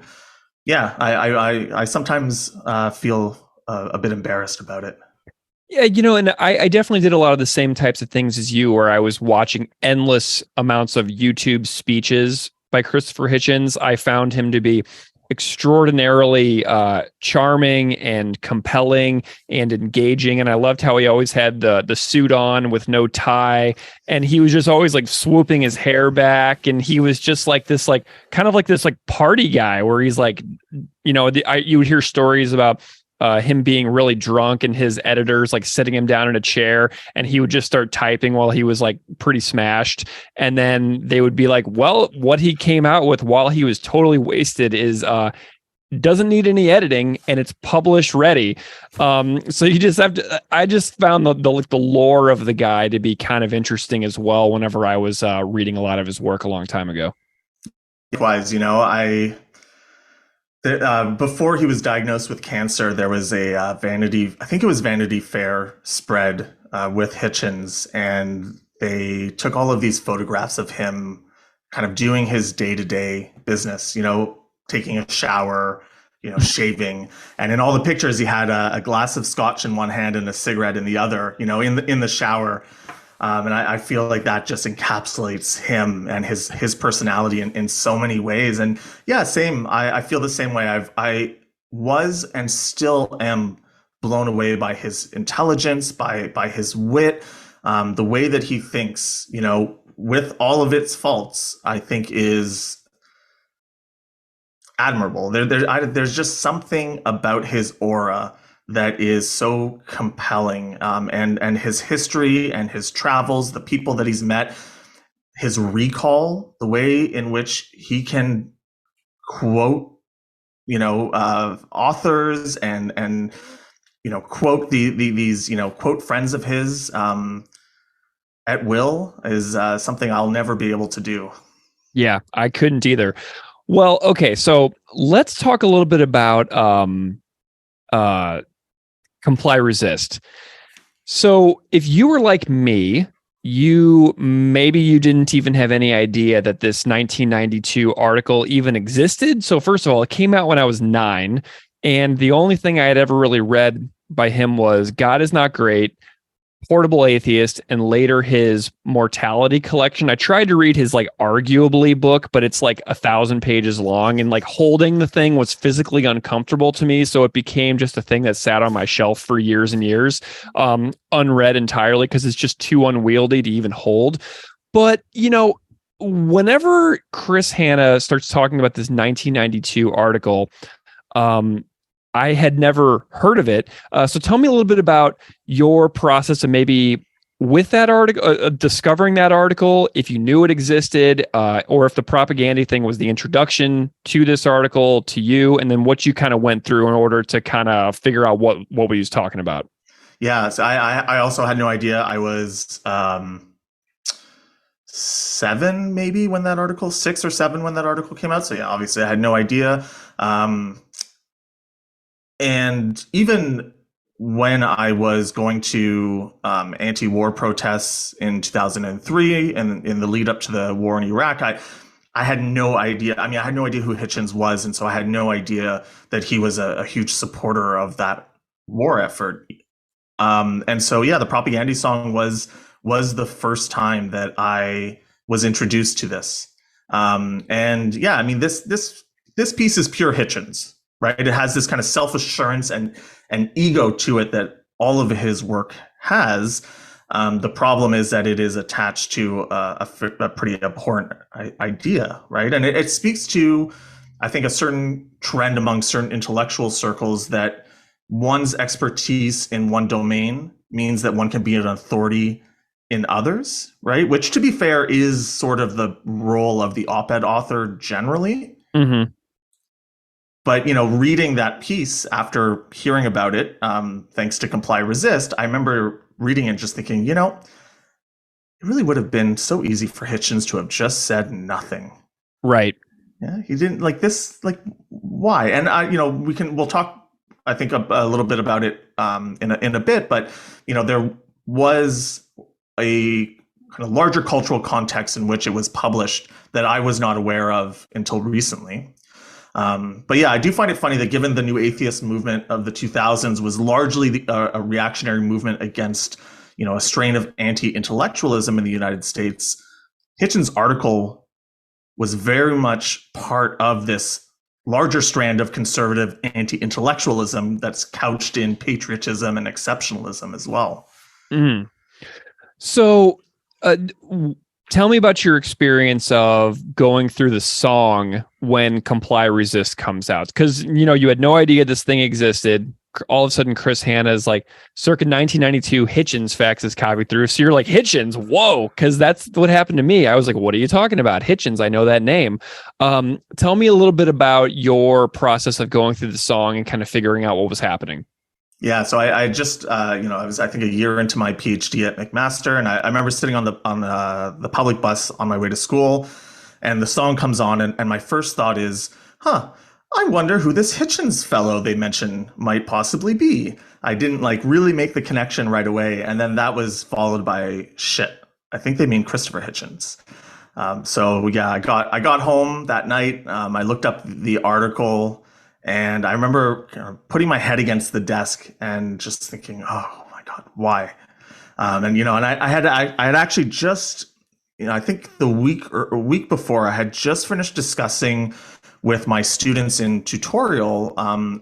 We had talked about the former Canadian Conservative Senator Lynn Bayek, who kind of famously in 2017 made this statement telling Indigenous peoples in Canada to, that they should trade their status card for Canadian citizenship, and then published all these letters on her website about, from Canadians talking about how the residential school system wasn't that bad and people just need to get over it. And so I had just finished talking about this with students when this song is brought to my attention. And it was a bit of a shock. I wasn't surprised, and I'm not surprised that this is something Hitchens published, but I'm disappointed.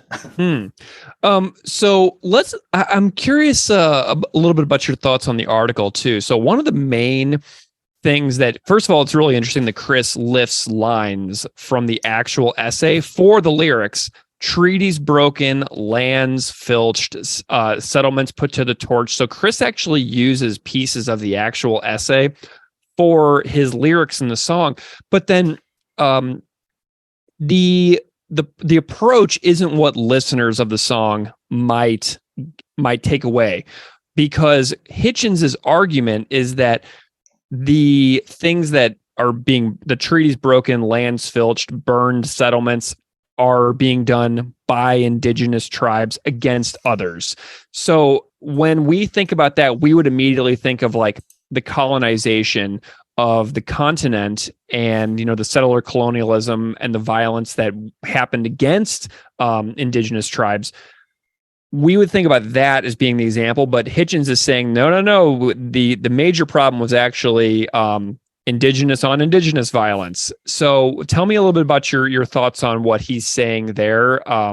Because obviously from a 2023 lens, anybody who's listening to this podcast probably has a very clear stance on that. It's one of the most commonly used conservative arguments in the United States about communities of color committing violence upon each other to, just perpetuate racist stereotypes in the United States. So it's a really tropey thing that he's doing here. And so I'm just curious on your thoughts on it. I mean, I think it's even more insidious than that. It is part of a larger narrative that justified even the African slave trade, right? Slavery was justified because African tribes would enslave each other, and so they already knew about slavery. They were already putting other tribes into slave, perpetual slavery. So it is fine for us to do the same. We are just doing what they would do to themselves, right? And this is something that was used very early on to justify the slave trade, and was used by colonialists in Africa to actually get more slaves. They would pit tribes against each other in order to, gain more, more individuals for the slave trade. Sorry, I don't necessarily always have the best language to be able to speak about that history. But yeah, so Hitchens is part of this much larger history of colonial justification for this kind of violence. And I really love the way that Propagandhi chose to use his words against him, right? And it's beautiful. It's amazing. And something else that Hitchens does in the essay that is worth discussing a little bit is that he says that the anti-Columbus movement is faintly sinister. So we're talking about this issue, and like anybody who's been paying attention to the news the last 10 years or so have seen Columbus statues toppled in parks during protests, like the Columbus statue here in Buffalo, New York. We have a Columbus Park right on the waterfront down by the Niagara River, and the statue is gone. It was like paint dumped over it, and it was removed, and now there's just like a box like where like the statue like plinth would be, and so we've seen this movement, but he calls the folks who are protesting against the veneration of Columbus faintly sinister in this essay, which I thought was very interesting wording as well. Do you have thoughts on the description of the people who are opposing the veneration of Columbus as sinister? How do you feel about that? There's a part of me that, and I know that this is just me reading into Hitchens, given his contrarian stance, given how he privileges being a contrarian and free thinker, and this intellectualism that surrounds him, I would think that he would have recognized the problems with imperialism, the problems with colonization, but it's the exact opposite. And so, part of the narrative that we've seen, right, with the toppling of statues, it's the same in Canada, with statues of Sir John A. Macdonald and whatnot. This idea that what we are trying to do is erase history. What we are trying to do is to deny the greatness of imperialism, deny the greatness of America, deny the greatness of Canada, and that this is such an insidious thing. And I think it is just, it's just something that is part of this larger culture war, which we often kind of associate with our modern era, but is something that was absolutely at the forefront in the 1990s, right? Specifically around Columbus Day and around Indigenous issues and Native American issues in the US. I don't see this as being something very different than the type of language that's used today on the far right and among within some conservative circles. I sometimes wonder if Hitchens was alive today, where he would be with respect to issues around trans people, with issues around, any of the kind of culture war issues that are at the forefront right now. Yeah. I think about that too. I made a note here when I was reading his essay, and I wrote down, I would be open to someone like Hitchens changing their mind on this as more was revealed about history. I wonder if he would be this staunch today. And then I wrote probably with a question mark. So I feel as if he might defend his stance on this to this day. And that's just my inkling. I don't obviously know that for sure. I mean, he's been deceased now for several years.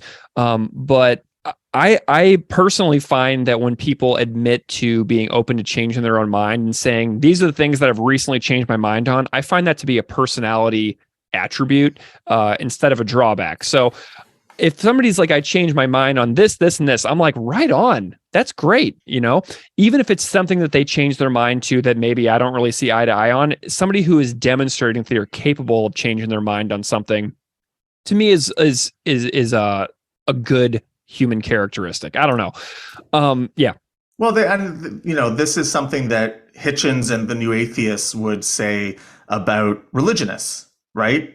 They would celebrate any former conservative evangelical who, quote unquote, sees the light and renounces their former ways. But, Hitchens was a huge supporter of the war in Iraq, and later in his life kind of, stepped back from that a little bit, but never really apologized, never really admitted fault. And, I'm kind of taking a look at the quote or what you were talking about in terms of him calling the anti-Columbus movement sinister. And it's, he writes, I can never quite decide whether the anti-Columbus movement is merely risible or fatally sinister. It is sinister, though, because it is an ignorant celebration of stasis and backwardness with an unpleasant tinge of self-hatred. There is a vitriol to that. There is a sense of righteousness to that I don't know if it really lends itself to the type of self-reflection that we would hope someone would have.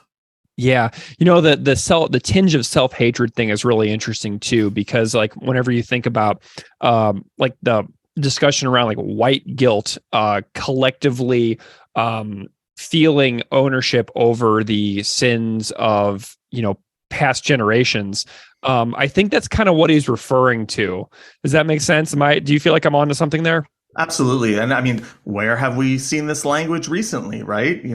With Black Lives Matter and the whole CRT debate, this is such a long-standing narrative and rhetoric coming from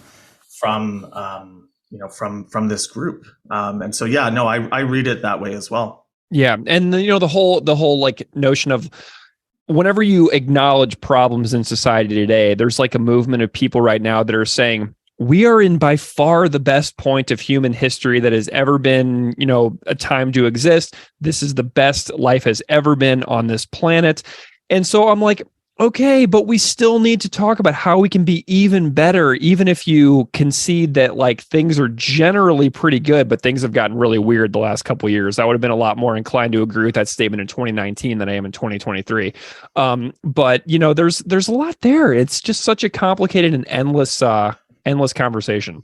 Yeah, absolutely. It's easy to make that argument sitting in 2023 as two white dudes, right? Things are better, right? And in many ways, objectively, there are things that have improved in our society. But we're sitting in a privileged place.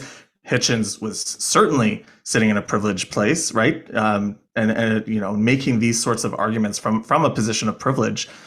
And an unreflexive argument. Yeah.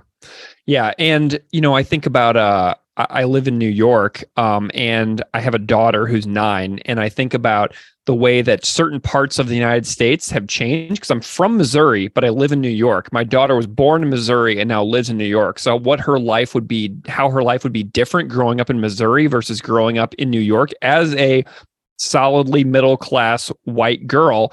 How would her life be different living in two different places that have gone in drastically different directions? And I'm not saying New York is perfect by any means, but I am saying that her life as a human female will be different in New York than in Missouri. So it's really incredible. This piece, the Hitchens piece, I don't know if he ever put it in one of his collections or in one of his books. I've only ever been able to find it at brianjohnspencer.blogspot.com. And so I have no idea how Chris would have even found this thing. I haven't listened to his Comply Resist Patreon episode in a long time. But this is not an easy article to dig up, it seems like now. I wonder why, right? I mean, it's one thing, like, I don't know. I can see how Hitchens could justify his stance on the war in Iraq, and would maybe include essays on that in some of his collected works. But I mean, this is a very problematic piece, and it would not surprise me. This does not surprise me that publishers might not want to include it in an anthology, and maybe he would not have wanted to include it in an anthology. Yeah, that is, when I was searching for it, I had a hard time as well, and I found it exactly on that website. Mm-hmm. Okay, so looking back at your piece now,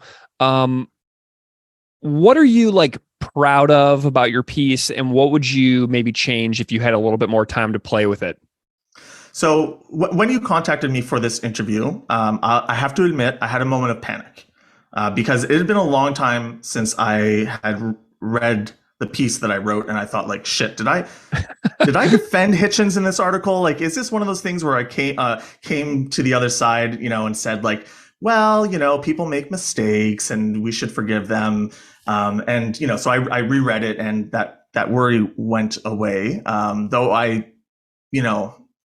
I do think I could have taken a stronger stance. I don't think that I necessarily sat on the fence, but I think there are ways that I could have made it clear that maybe there is something to be said about abandoning our idols when we find out that they hold such problematic beliefs. And to be fair, I wrote this in 2017. I wrote this in 4 days.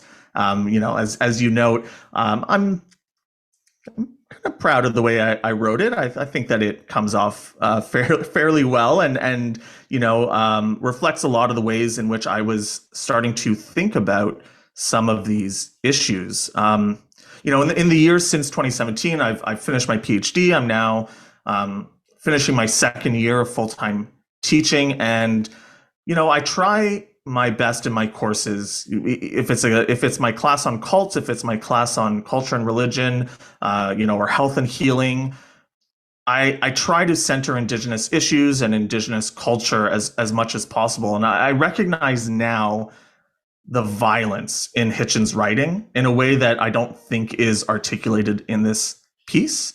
Hitchens' article, it comes 2 years after the Oka crisis in Canada, and it's in the midst of Native American resistance to Columbus Day. And by writing this opinion piece, Hitchens contributed to our kind of stock cultural knowledge around Indigenous issues, and did so for the worse.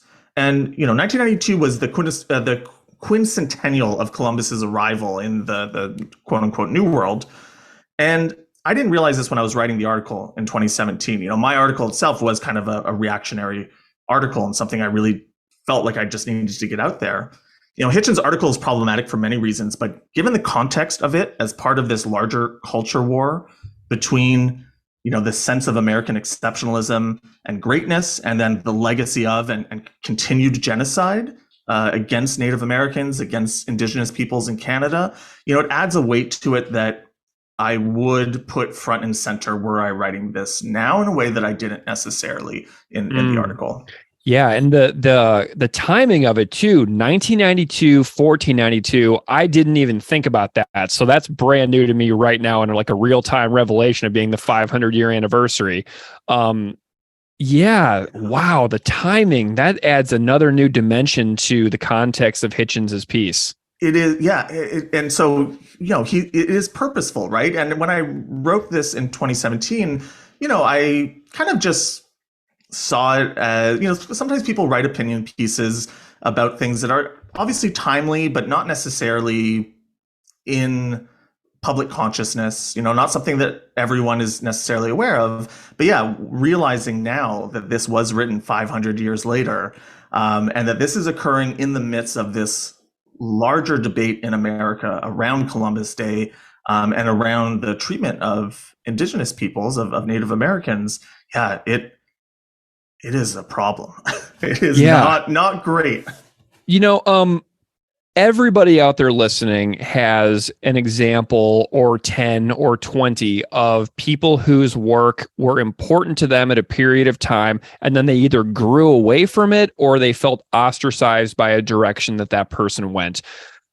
What are your thoughts on appreciating or thinking about people that mattered to like your intellectual journey, but who you grow away from? Like, how do we deal with that inside ourselves about like do we cherry pick things that are the good and discard the not good? How do you make sense of that, of reconciling like this person mattered to me, I've grown away from them?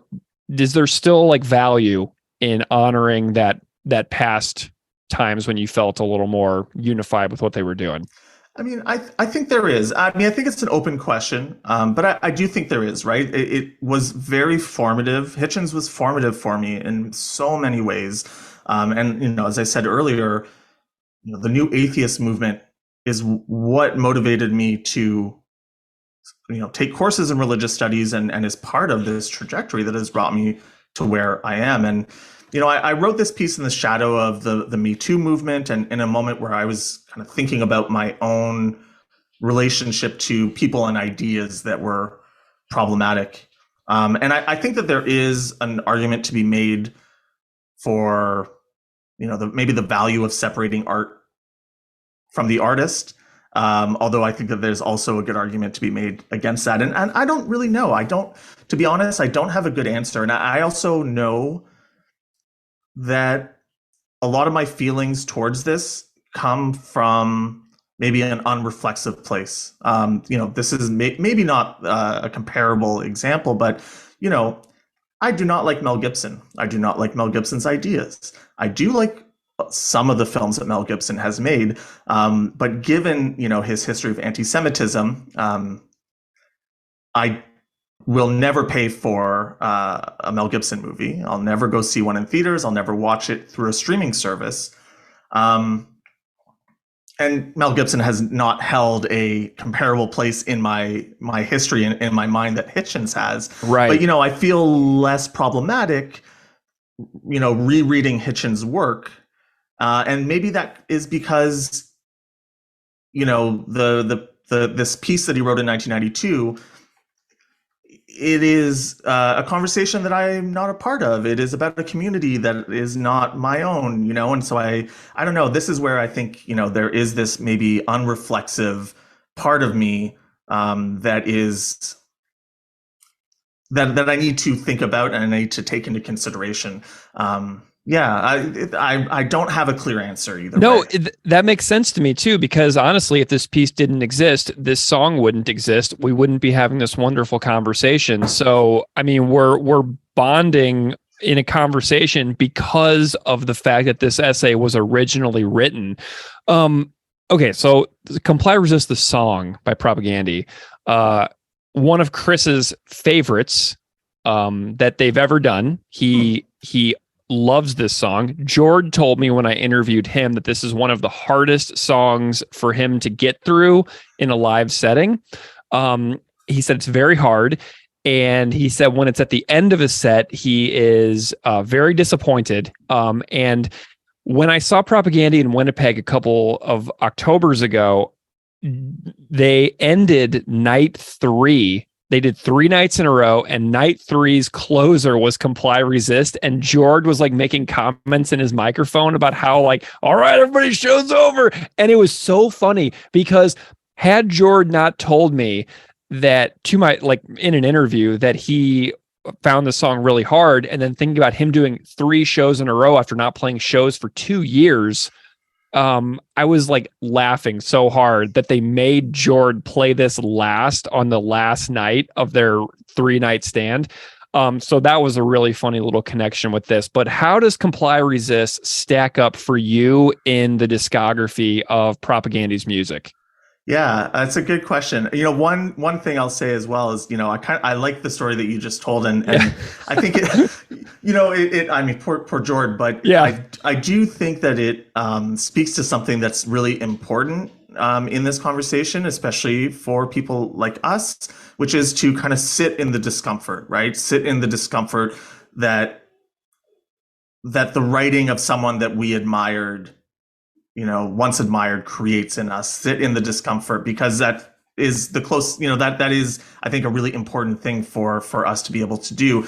And his words cause pain to people who read it, where he is like, lording over them essentially. So these words do cause pain to people who read them. Exactly. And yeah, so anyways, I just wanted to say that, but where it stacks up, it is one of my favorite songs on the album. And yeah, I wonder where it sits. I'm not actually really sure, to be honest with you. Maybe not one of my favorites, not because of the content of it, but definitely I'd say top 2 in Victory Lap. That's for sure. Nice. What's the other one in the top 2? You don't have to tell me which one's number 1. You don't have to pick. I'm just embarrassed because I forget the name of the song, but the last song on the album, Zucosis. Yeah. It's hard to beat that song. It is so powerful. You and I were actually at the same Propagandhi show in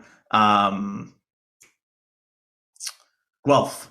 Were we? We were. We have a mutual friend, or I have a friend who you're friends with his brother. In any case, him and I were talking during the show, and we were saying that, since today's Empires, Tomorrow's Ashes, Propagandhi has done this thing where the first song on every album is the hardest, most impactful song. And yeah, I feel that is very, very true. I mean, even with Victory Lap, although yeah, Zucosis is, I think, probably my favorite on the album. What did you think about that show in Guelph? It was excellent. It was one of the first concerts I went to, kind of, post COVID. Yeah. It was a little weird to see no one wearing masks. But it was excellent. It was the first time I'd see them with their new lineup, and I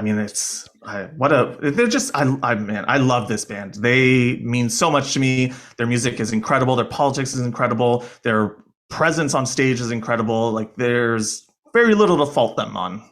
Amazing. Well, I couldn't believe that they played Apparently I'm a PC Fascist at that show in Guelph. Shocking. Completely shocked. Blew me away. Sue Lynn told me before the show and was like, yeah, we got a surprise for everybody tonight. And I was like, oh man. And that was the only show that they played that song. So I think that they practiced it during sound check or something and busted that out. So amazing. that was a unique little surprise for that little run of shows there was PC Fascist. So you got to see a special one. That was the only show they played it. I did not know that. That is wonderful. Yeah. Yeah. Well, Jeremy, we'll have to hang out again for the religion podcast. I'm super excited that you were willing to come on and chat with me about Christopher Hitchens and his role in your intellectual journey, your story with Propagandhi, and their role in your intellectual journey as well. And then seeing how these two plot lines collide in Comply Resist. Really wonderful. So I'm glad that these things in your life that have meant a lot to you at various points have collided in this song that led you to write Christopher Hitchens, an ode to false idols that is available for everybody to read. I will post a link to it. Thank you so much for being here. It's been a real pleasure. No, thank you. And thank you for giving me an opportunity to think about this piece and think about its history. And, I think, this podcast is wonderful. And I'm very grateful to you for inviting me. Progress goes, welcome to a slightly higher plane of innovation, opportunity for your troubled communities.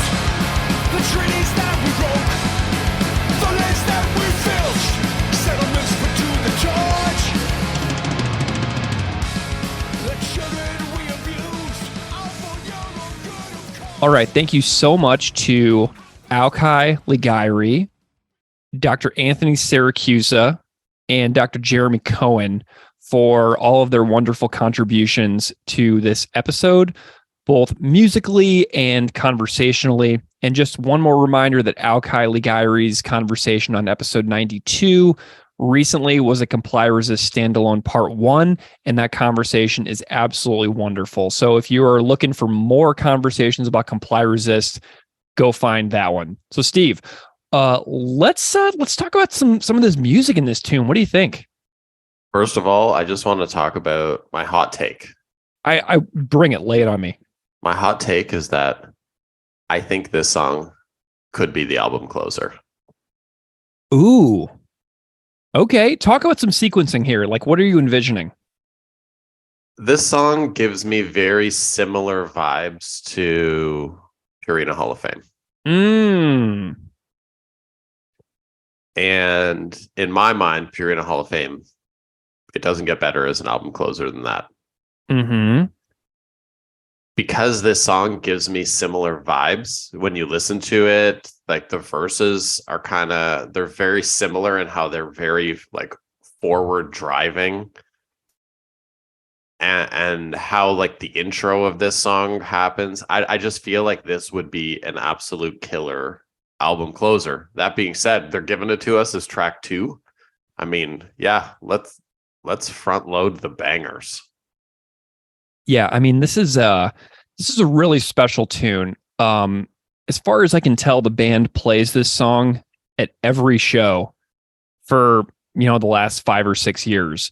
So I think that as far as their own sentiment about it, I think that they think this is one of their definitive pieces for them as a band as well, I would agree with that. It's an absolute killer song. Yeah. So I got a little bit of logistics here. This song is 3 minutes and 22 seconds in length. The music ends at about 3 minutes and 17 seconds, and then it rings out. And then we've got a really interesting and unique beginning to this song. And I really want to hear your thoughts on this because for the first 27 seconds, it's just Chris, right? The drums come in a little bit at 27 seconds with the lyric, I'll paraphrase. And then I see like a sort of a transition here with, where it says the silly talk of resurgence, the lyric, as it begins to feel more like a full band effort there with like Jord coming in with a more of a beat, right, to back up Chris with under that silly talk of resurgence. And the first portion of the song ends at 121, just before Chris sings this boundless epoch lyric that is not backed up by any instruments, just Chris as a standalone vocal. In the first minute and 20 almost kind of reminds me that it could fit on a record like alongside a tune like Cut Into the Earth, where the time signatures are wild, the music is very clean and clear. There's not a lot of aggression behind it.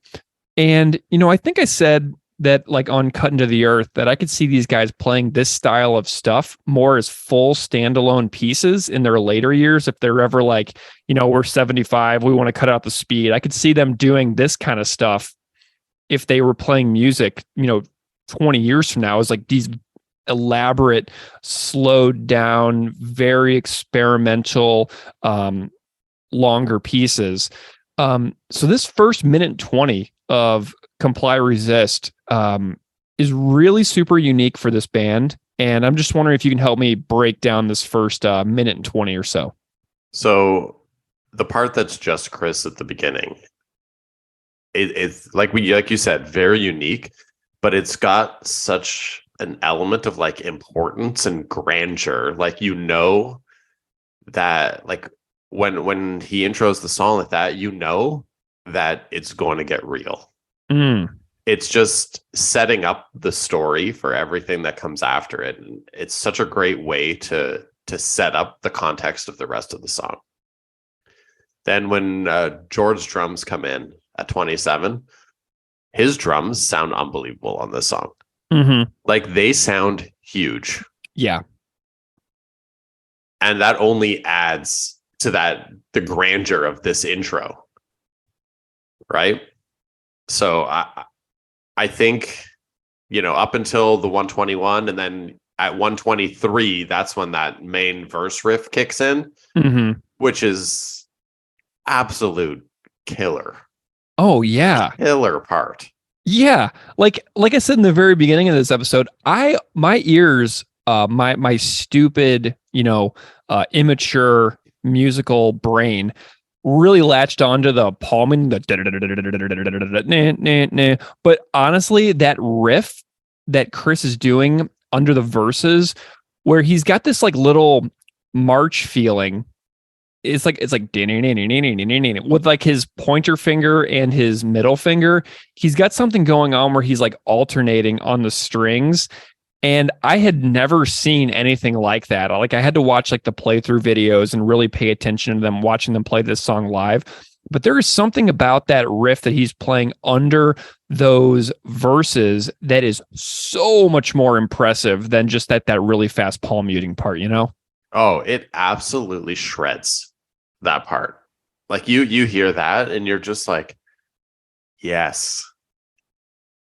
I love it. It's, to me, that's the part musically that I love most in this song. That verse guitar part is unbelievable. Yeah. Did you try to play it at all? Like, does that make sense? Like what I was saying about like how like the pointer and the middle finger just kind of like going back and forth. Like, because I'd really never seen anything like that before. I watched the video that you had sent me, but I haven't had a chance to pick it up and noodle around with it on the guitar. I've been focused on a lot of other guitar stuff recently, but yeah, I mean, let's be real here. I'm going to try and rip it off. Nice.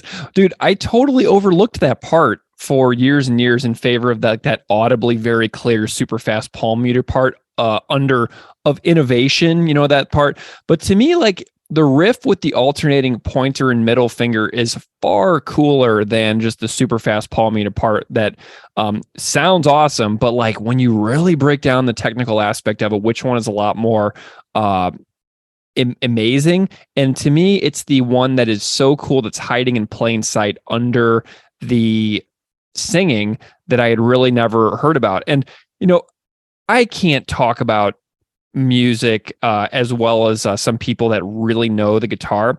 So I reached out to Tim from Protest the Hero. And I was like, Tim, what do you think about the guitar performance on Comply Resist? And Tim shot me back a brief message, and he watched that playthrough video that I sent you where Chris is playing this on an acoustic guitar. And first of all, we were both laughing that acoustic guitar is just so... It's just such an odd looking acoustic guitar that I've never seen that kind of acoustic guitar before. It looks like a Spanish guitar on like the headstock and the tuning pegs. But it's just such an interesting guitar. But Tim said, I like the voicings used on the high chords at the beginning, just slight variations on the same chord. I also did not think the fast part was played like he is doing it. Definitely looks easier than what I expected, but all in all, unique composition and all the riffs tie together nicely. So Tim was like thinking it was going to be harder looking than what he wound up actually seeing in the video. So just kind of goes to show Chris's genius in that regard, that it sounds super hard, but Tim was like, whoa, it might be a little easier to play than I was anticipating. So that's kind of cool as well to hear like the way that Tim's guitar brain works with regards to breaking down the guitar in this song. Special shout out to Tim for being an awesome dude. I think was close to 18 years ago, when my old band were going out on a weekend tour. I remember going to Tim's house to pick up the Protest the Hero van because they lent us their van for the weekend. And Tim saying, "You guys hit the oil change limit. You guys got to get an oil change while you're on the road." Nice. That's hilarious. And, that's a fair deal for Tim for doing some preventive maintenance on their vehicle. Absolutely. Tim's awesome, dude. Fun fact, I'm seeing Protest the Hero in St. Catharines, Ontario in 1 week. So I'm very excited for that. So by the time this comes out, I will have seen Protest the Hero very recently with their new drummer, HK, who I believe is in a band called Intervals in Ontario, and also works at Sheet Happens Publishing. So I'm excited to see the revamped Protest the Hero lineup next week. That is awesome. Yeah, man, I'm excited. So it's always great to hear from the Protest the Hero camp about their love of Propagandhi as well. Rhodey was recently here.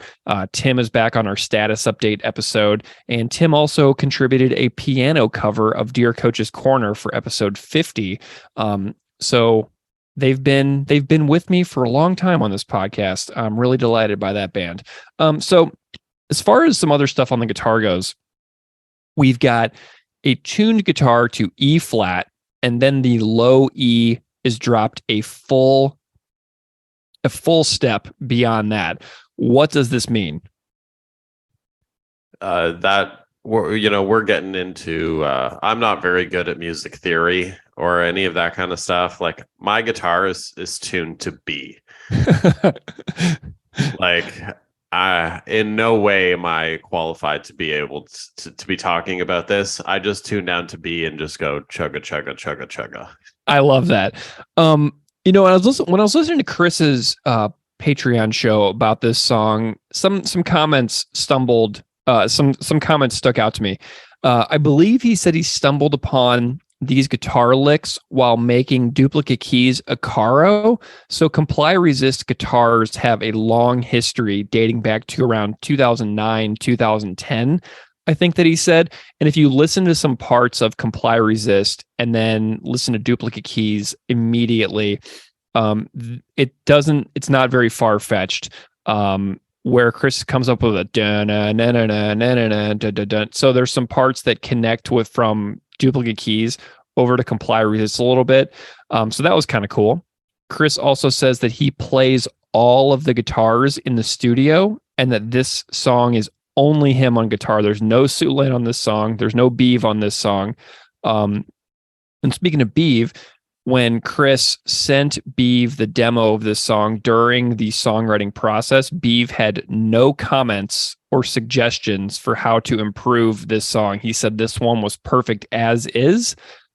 So Beeve affirmed Chris's that Chris had totally nailed it on this one. And let's see. So Chris discusses the tunings, and the chorus guitars are really cool. The way they play against each other.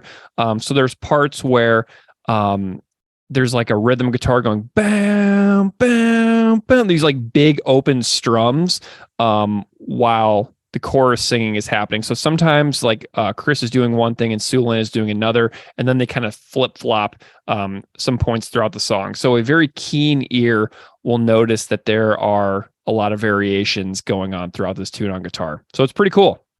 I love a good dueling guitar callback and then switch parts. It's very much like an old Iron Maiden tactic.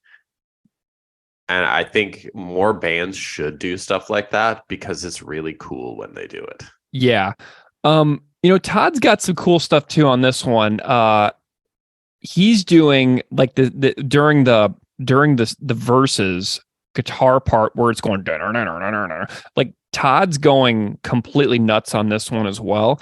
And then he's got an awesome little fill that he does under the lyric "Make a Difference." So if anybody's looking for to hone in on Todd, he's got a nice little flare that he throws in under the lyric "Make a Difference" in this tune. So go and find that particular little Todd bass run as well, because those kinds of little Todd fills are all over this record, and that's a really good one on this tune. in my opinion, I think this is one of Todd's best songs. Awesome. Like Todd is ripping on this one. Yeah. Yeah. I mean, what else? Tell me. Oh, it just like we talked about. I mean, obviously this is far later in their catalog than the first ones we talked about, but like the bass is so much more prominent on this record, and I feel like you can hear it a lot better. And just hearing Todd's runs and his lines in this song, they just really add to the urgency and the pace of the song. Mm-hmm. Yeah, I agree. Well, and just to remind folks out there, if you want to hear about the recording process of Victory Lap, you can find our Negretto episode where I interviewed JP Peters, who engineered Failed States and Victory Lap, about what it's like to be in the studio with later era Propagandhi. Not like 90s Propagandhi or whatever, but like 2010 and beyond Propagandhi. So JP's storytelling about the recording of this record is awesome on that Negretto episode. So just want to remind people that is a really great conversation way back in the catalog that speaks to what Steve's talking about here. But between you and me, the only Propagandhi that we want to be in the studio with is the Chris's Mom's Attic for the Venom cover recording. Dude, amazing. Seriously, I love our Venom episode so much. When I was listening back to that before we put it out, I was like, this is complete craziness. And it's just so in the spirit of the chaos and the messiness that is Venom, that I felt like we actually tonally captured what was going on for that episode. So I love that one. It's a fun one for me. It was absolutely a riot to do. You mentioned earlier that Jord is completely amazing on this song. The first minute and change of Jord's drumming on this tune shows just that Jord is not a normal punk rock drummer, right? Shows tremendous versatility, and Jord's got a lot of stuff on this one that I like. And obviously this is such a powerful performance. And I thought back about when I interviewed Jord a while back for the Fucking Rich, Fuck the Poor episode that I did with him. And I was asking him about like, what are some of your hardest tunes? And he said that Comply Resist is one of the hardest songs that they play live for him. And that whenever it comes up on the set list, he kind of has to like take a massive deep breath and like steel himself for what is about to happen. And then when I saw them in Winnipeg for their first 3 shows back after the pandemic break, they closed with Comply Resist on night 3, and Jord was on the microphone at Park Theater in Winnipeg kind of complaining. He's like, no, there's no more songs. And Chris is like, yep, we got one more. And Jord was back there going like, oh God. So I could actually tell that Jord was kind of exasperated that after 3 shows in a row, after not playing shows for like over 2 years, that they chose to close with this song on the end of night 3. And obviously he crushed it and it was all good, but this song for Jord is a really special one. I love his snare emphasis on Chris's syllables of paradise, where he's like, ba, ba, ba, Eden. I love his cymbal hits under innovation and opportunity, because it just shows when Jord emphasizes the vocals with the way that he plays his drums. To me, it just shows Chris and Jord's 35-year friendship. You know what I mean? It just shows their lifetime of playing music together. The way that Jord complements Chris's singing so much on this particular song is, it's just like, you got to be, I feel like you almost have to be friends and partners for a long time to nail the way that the drums speak to the singing on a song like this. The drums and the vocals have such a complementary relationship that each one of them helps accentuate the other. It's really well done.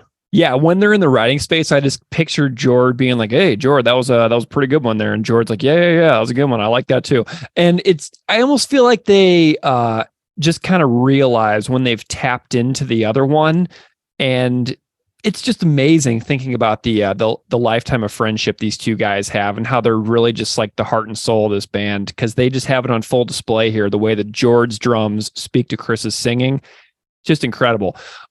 He's also got an amazing fill after Settlements Put to the Torch, where he does like this massive rack tom fill that just feels like it goes on forever. And it just feels like there's like 10 rack toms in a row that he's just going all the way down. And I'm just like, oh my God, Jordan, I love you so much, man. This is great. That fill sounds huge. It's great. It's a perfect fill for that spot. And, you know, thinking back on the interview I did with Anthony Siracusa, everybody heard Anthony's cover that he did it was just instrumental, but he pointed out an interesting approach that Jordan takes on the kick pedal. Is it's not like what a lot of like 90s Fat Records bands do, where there's like a lot of rebound on the kick and they're going boop bop boop bop boop bop boop bop. It's not that. It's more of once again doing a less active kick pedal on this song in the fast parts. And it's so cool because it's more of a single kick instead of a rebounded kick approach that a lot of like 90s style bands do. And it kind of reminds me of like what thrash bands do. Like, you know, when there's like a thrash band, they kind of just do like a single kick pedal and then they accentuate it with like a bunch of really fast, like double kick fills. Jordan does that on the song where he's just got like this single kick going on the really fast parts. He doesn't do the no effects or the no use for name style. It's just more of a single approach. So it's almost like a less is more, but very inspired by thrash bands. It's that you keep it less active so that when you do activate it, it becomes special. Dude, it's really interesting to think about how much I loved the really fast kick pedal. Like everybody can think about like Operation Phoenix by Good Riddance or Making Friends by No Use for Name. There's a very accentuated kick pedal where you can hear every single kick beat. They're way up high in the mix and they're really prominent. And it sounds super cool, but this is just something that's really controlled and restrained. And like you said, when you do bring out the fills, it just accentuates it more because the beat serves the song the way that Jordan does it with the single kick. Instead of trying to show off all of the time, it's just got these huge fills that really accentuate certain moments instead of making you pay attention to the kick drum throughout the rest of the song. Do you think that's a result of like the Ryan Green era production versus the post Ryan Green era? Absolutely. And Ryan Green was like, you know, it's a very prominent sound with that kick pedal. And I was really glad that Anthony pointed out that the way that Jord handles the kick drum on this song is not like those songs that I was just talking about. So I just love that the way that Jord is very inspired almost by thrash and by doing less on the kick drum. When you bring out the big guns on those other fills, it really stands out. The moral of the story here is everything would be better if it were just inspired by thrash. Amazing. I love it. And then, so then we have this last part of the song for Jord. Everything from Don't Comply at 2 minutes and 9 seconds to You Die at 2:39 is some of the finest Jord playing on any record in Propagandhi's entire catalog. There's no phoning it in. There's no wimping out. It's full commitment and guts by Jord to commit these parts to the permanent version of the song in the studio, because then he has to hold himself accountable for pulling this off live year after year.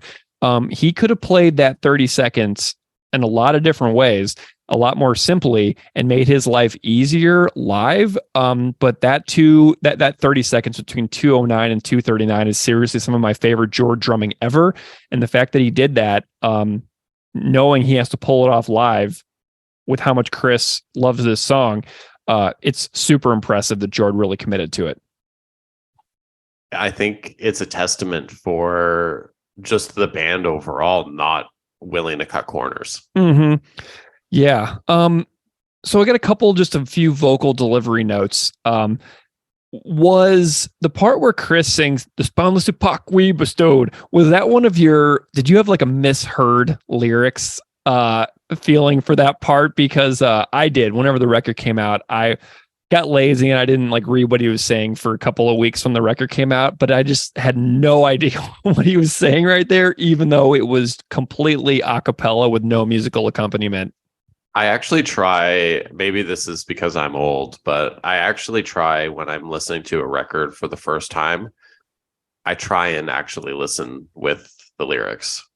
Like the first listen through? Yeah, I try and have that experience because it reminds me of when I was a kid buying like cassettes or records or whatever, bringing them home and that first listen, like reading the liner notes. And so I try and at least give myself that a similar experience to not, while music is so readily available, like in the digital world, Yeah. I still try and give myself that familiar experience with my music listening. Well, this Boundless Epoch we bestowed was one of my, I'll admit that I was lazy when this record first came out because I was, a failed state supporting cast fanboy through and through. And I didn't read those, but now I just look back on that and chuckle. But there's also something that I heard in this song when I was listening to it over and over for this episode that I had never heard before. There is a great after history and before has been made. So it's history has been made. And that is so random and so freaking cool that he split up a standalone thought with an and I don't know why I had never really understood that was happening there. But that was a nice little realization that I had the other day. I was like, whoa, that's a really cool between history and has been made, because he splits up a standalone thought with his and I just really dug it. It just makes it sound so much tougher. It really does. It's really cool. So on Chris's Patreon, he talks and includes a sample of a Jam Space recording where they were trying to have like a keyboard in the intro, just in the solo Chris guitar section. There was like this keyboard thing that they were trying to do in an early version of this song. They got vetoed later when they were recording it. I think Chris was feeling self-conscious about being out front just by himself with guitar for so long in the song, because this is a pretty unique one. But in the original version of the song, they were trying out some keyboard backing underneath Chris's first 30 seconds or so. And I thought that was pretty cool to hear on Chris's Patreon, but people can go and find that. He recorded a Jam Space demo recording of this. So if you want to hear that, go to Chris's Patreon and check it out. I would love to hear this re-recorded with the keyboards from 1984. Yeah, nice. I think it would just be so funny. Well, and this is what's so cool about Chris's Patreon too, because he has another clip that he includes in his Comply Resist episode where it shows an explosion that JP Peters was wanting to put in after You Die. So it was basically like, you die, boom. And there was this explosion that they put into a version of the song, and that also got vetoed. But there's like, JP likes explosions, so there's that in Duplicate Keys, Akaro. But there's a version of a clip on Chris's Patreon too, where he puts that explosion version in. So those are some of my thoughts on the music. This is a absolutely incredible song. You put the explosion in the album, you gotta have pyro live. That's the way it goes. Yeah, amazing. Going to like clubs in like Park Theater in Winnipeg or London Music Hall in London, Ontario, seeing pyro. Ooh, man, that Guelph Music Hall though that I went to last spring and saw them play there, that was the huge ceiling in that room. They actually had some space for some pyro in there. I felt like they could have tossed in some. I mean, it's definitely illegal in a building that small, I've got to imagine, but love it.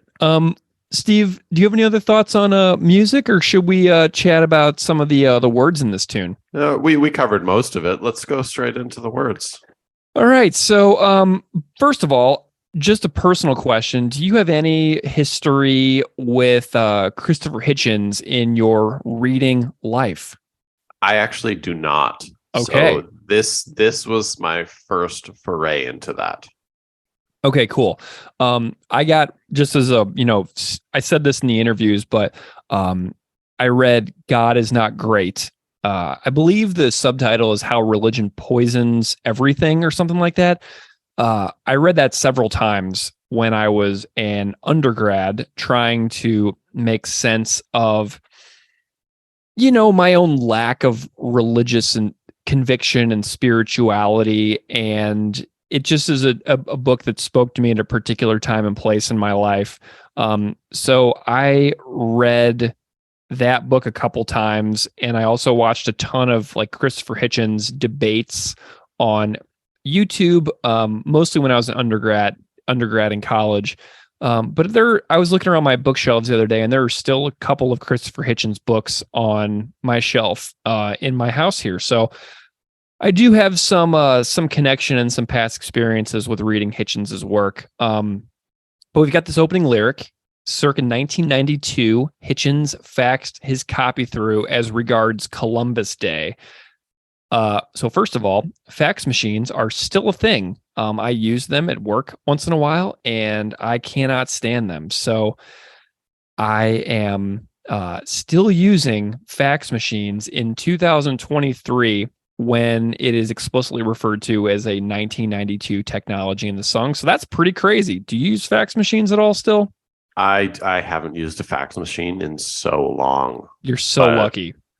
I mean, just the idea of sending something to someone that literally anyone could just walk by and pick it up.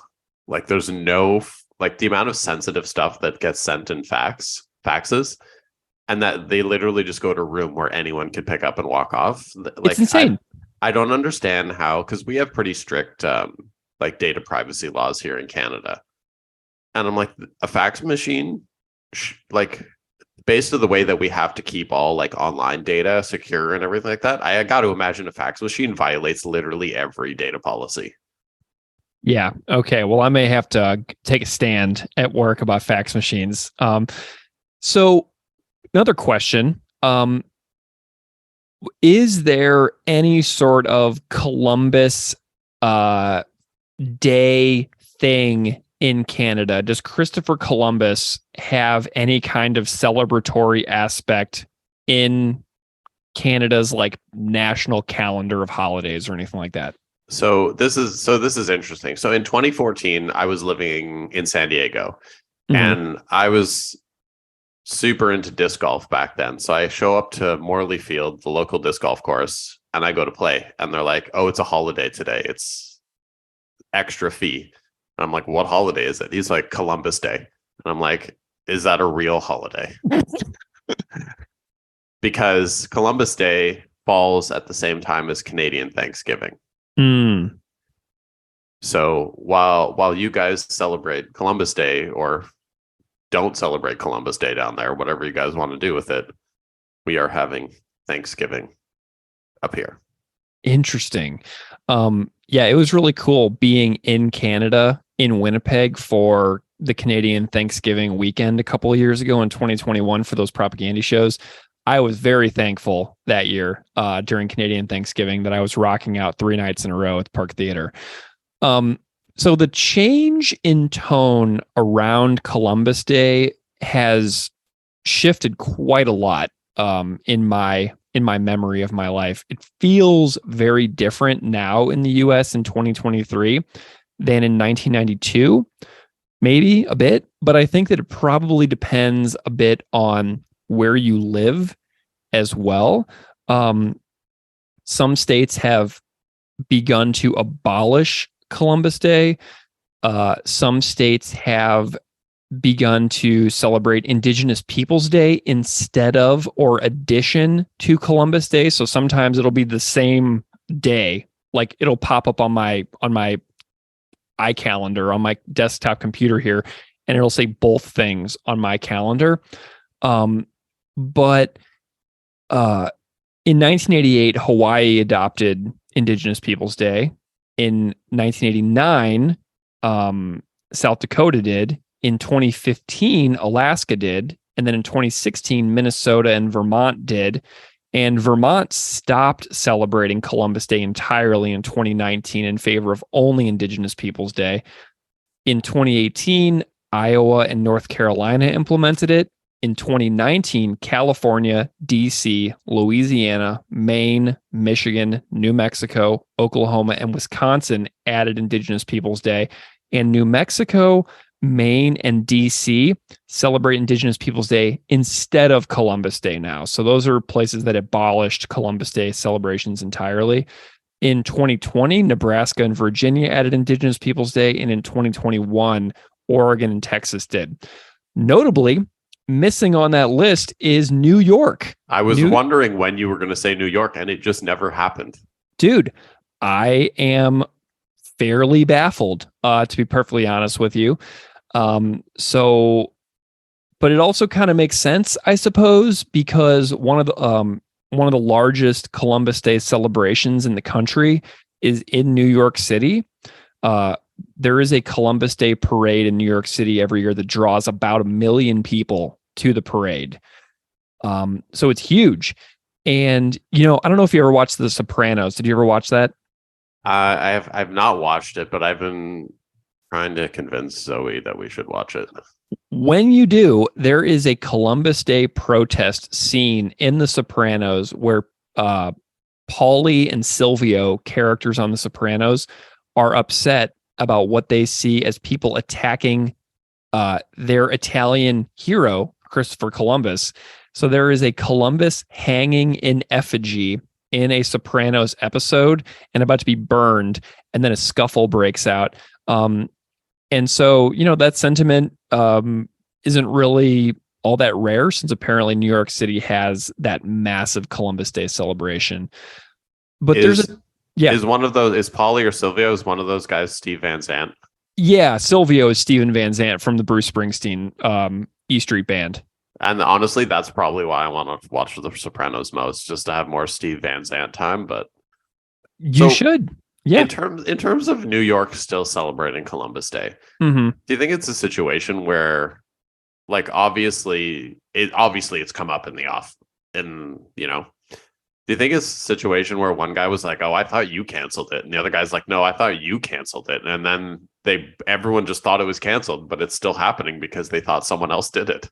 Oh, absolutely. New York is, it's really funny that when I moved from Missouri, a deep red state, to New York, a blue state, that I thought that I was like moving to some politically paradise sort of place. And it's just hilariously inept in so many ways. So yeah, I would not even doubt it whatsoever if that was actually the case entirely. I mean, I don't know. I mean, I would much rather celebrate Indigenous Peoples Day than Columbus Day. Yeah, I do too. So New York, get with the program. Maybe I'll have to write some letters and ignite my civic activism here.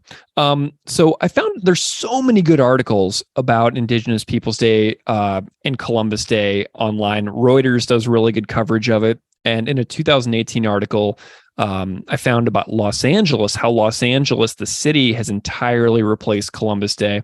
I found a quote that I really liked. It says, quote, "Critics of Columbus Day, proclaimed a national holiday in the 1930s, say it has perpetuated a false historical narrative surrounding Christopher Columbus, the Italian-born explorer, credited with, quote, discovering America, when the first of his 4 transatlantic voyages for the Spanish crown landed on an inhabited island of the Bahamas in 1492, while Columbus was long hailed for bringing European civilization and settlement to the New World, present-day scholars acknowledge a far more complicated legacy, including enslavement and subjugation of the indigenous inhabitants he encountered."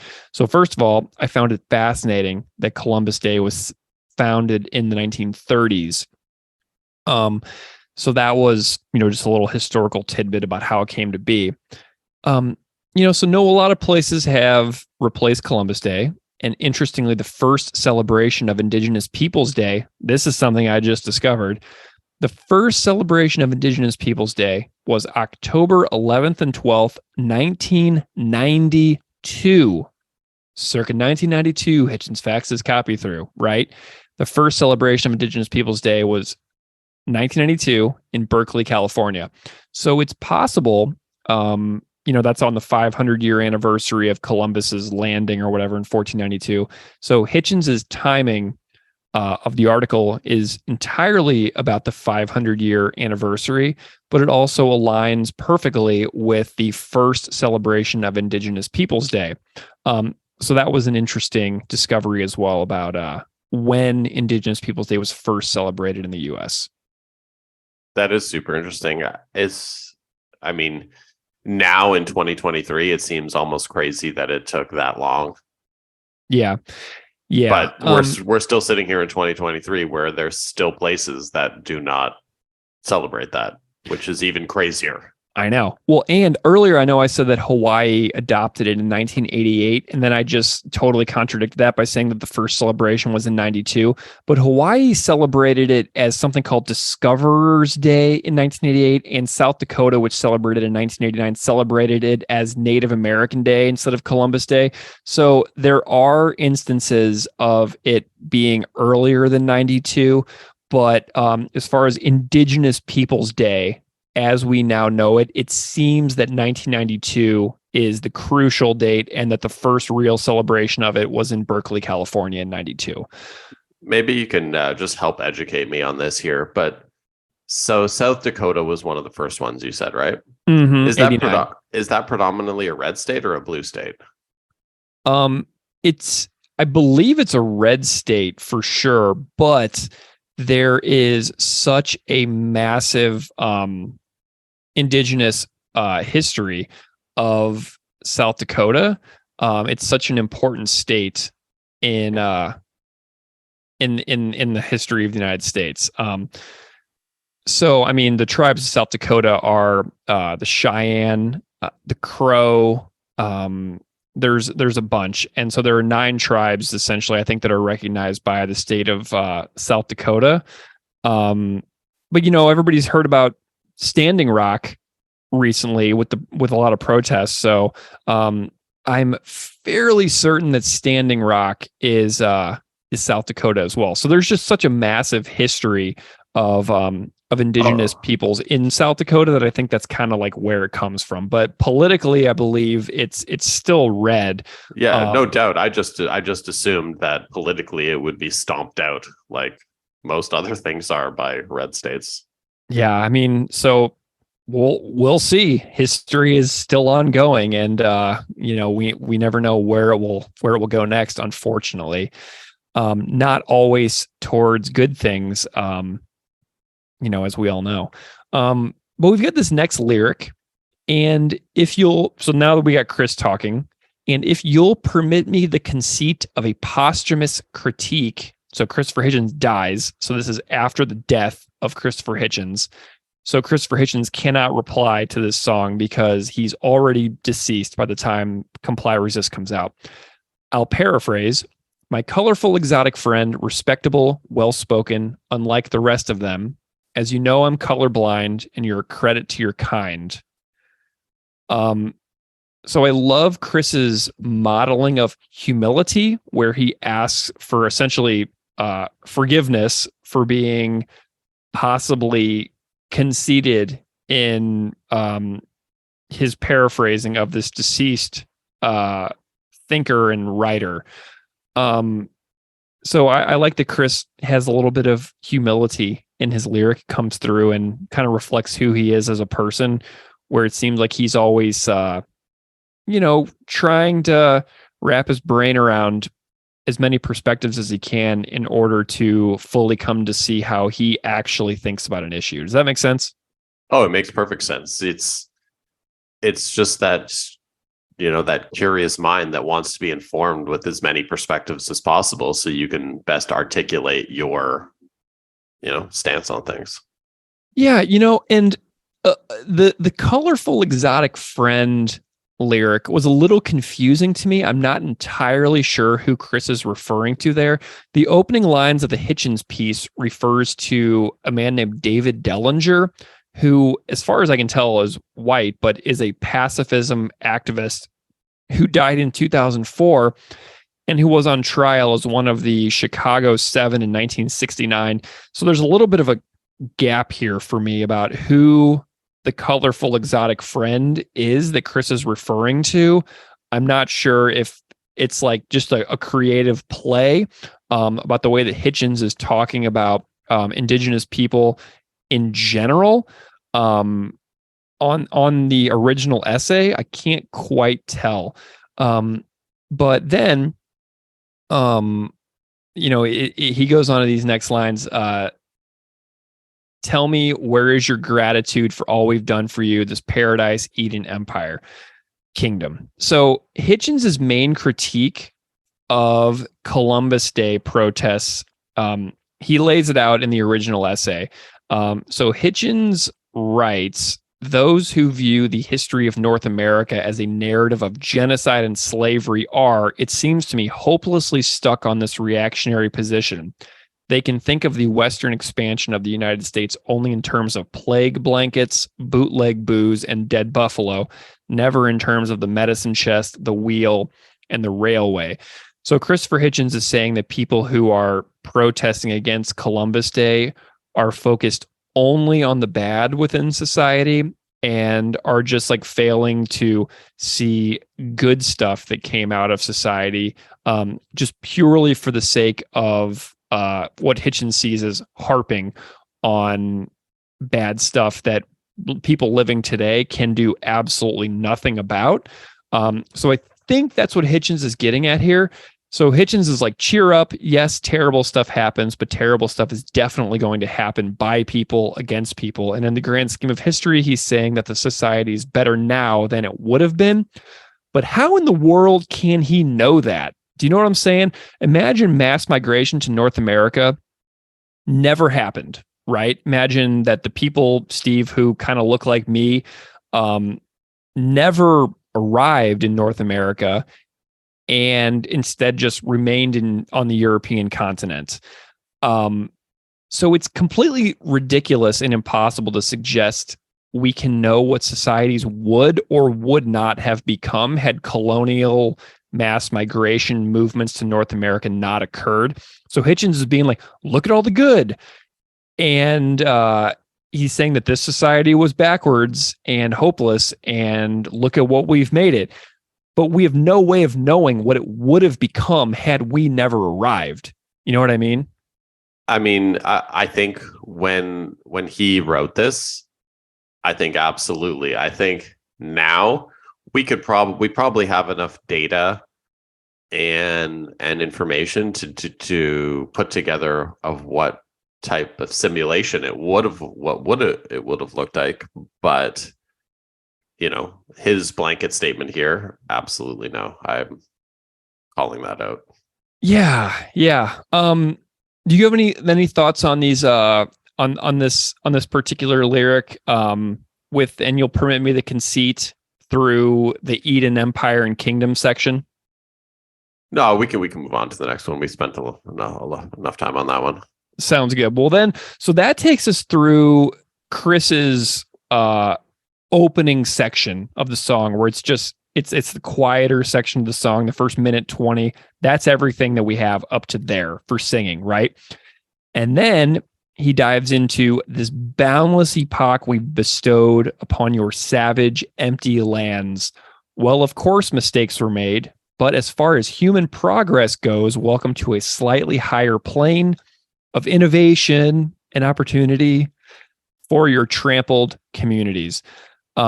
So I found the passage from the Hitchens piece that I think this is based on.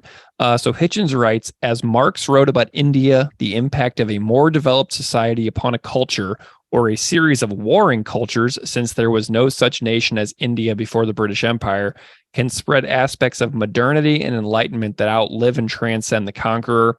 This isn't always true. The British probably left Africa worse off than they found it, and they certainly retarded the whole life of Ireland. But it is sometimes unambiguously the case that a certain coincidence of ideas, technologies, population movements, and politico-military victories leaves humanity on a slightly higher plane than it knew before. The transformation of the part of the northern part of the continent into America inaugurated a nearly boundless epoch of innovation and opportunity. and thus deserves to be celebrated with great vim and gusto, with or without the participation of those who wish they had never been born. I find it really fascinating that he says that anybody who would dare critique history or the ways that we venerate people in the past who did atrocities, he's like, if you critique these people who were alive long ago that did these terrible things, you clearly wish you had never been born, since your entire purpose of life is just to, like, you know, talk shit all the time. So I found that to be a very, unfortunate line. Like, I have plenty of, great friends and me who we have deep, serious, meaningful critiques about the way society is, but it doesn't mean I wish I wasn't here, Yeah, it's a tough call. Like, when he's talking about, yeah, a whole bunch of bad stuff happened, but yeah, a whole bunch of good stuff happened. But at the end of the day, even in every one of those situations, when you break up, like, compartmentalize all the good stuff that's come, there's a whole bunch of bad stuff that happened in those specific situations too. Like, but to shut out all of the bad stuff and only accept the good stuff, it seems really naive, and to just kind of forcing yourself to live in a world with rose-colored glasses. Like, totally. And think about how segregated our societies are to this day, right? If you never meaningfully and honestly address all of the tragic history behind it, then, like, camps of human beings will continue to be fragmented into segregated places because they'll feel like there's no way they can reconcile. So, like, I feel like not acknowledging the bad only contributes to and exacerbates segregation in society to this day. Like, I see like racial segregation in cities across this continent as a direct result of not dealing with horrible things. That's kind of the way that I see it. I'm just like, why are people so segregated? And to me, the answer is history and unaccounted for atrocity. That's kind of how I see it. It's interesting because I guess from my slightly different perspective here, but, like, traveling in the US, I'd never really experienced like truly segregated areas until I was traveling in two places that come to mind are when I was in Louisiana, and the other one was when I was in Dayton, Ohio. And both, they're completely different, but so similar in so many ways, and how the areas are just so segregated. It's awful. Oh yeah, like a mile and a half from my house here in Buffalo is like it's like apartheid, right? It's not that much of a stretch to feel like you go from one apartheid society to another when you ride your bike through a city and you step over the color line of where societies are divided. Here in Buffalo, I can draw a circle around it. It's to the east of Main Street in Buffalo, and it's to, like, the south of Kensington Avenue in Buffalo. And on the far east side of it, it would probably be like Harlem Road. So I can visualize exactly where the apartheid system is in place here in Buffalo, where I live. And in St. Louis, I can picture it as well, where I grew up, because there's a street in St. Louis called Delmar. There's a really famous concert hall in St. Louis called the Pageant. And you go south of Delmar and it's Washington University, and it's turn of the century World's Fair mansions.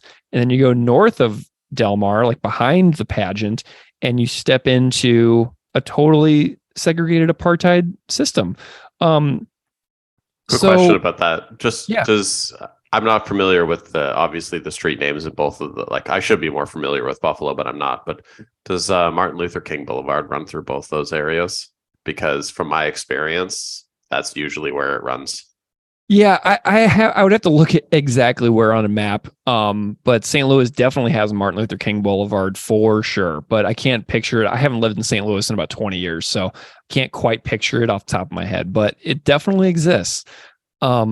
But yeah, I mean, the way that Hitchens writes about this stuff is it's just apologism, justification through and through. Very disappointing. It minimizes the extreme amount of suffering that has taken place throughout history. Of which there are countless consequences running through society to this day.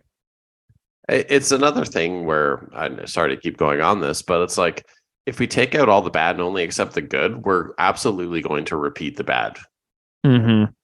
Yeah. And like, let's be real. Like, you look at Florida right now.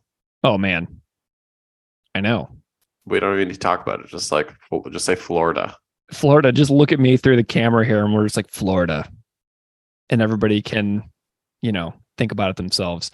And what makes me so sad about the ways that political systems and trends in politics develop in states is that there are absolutely amazing people in Florida.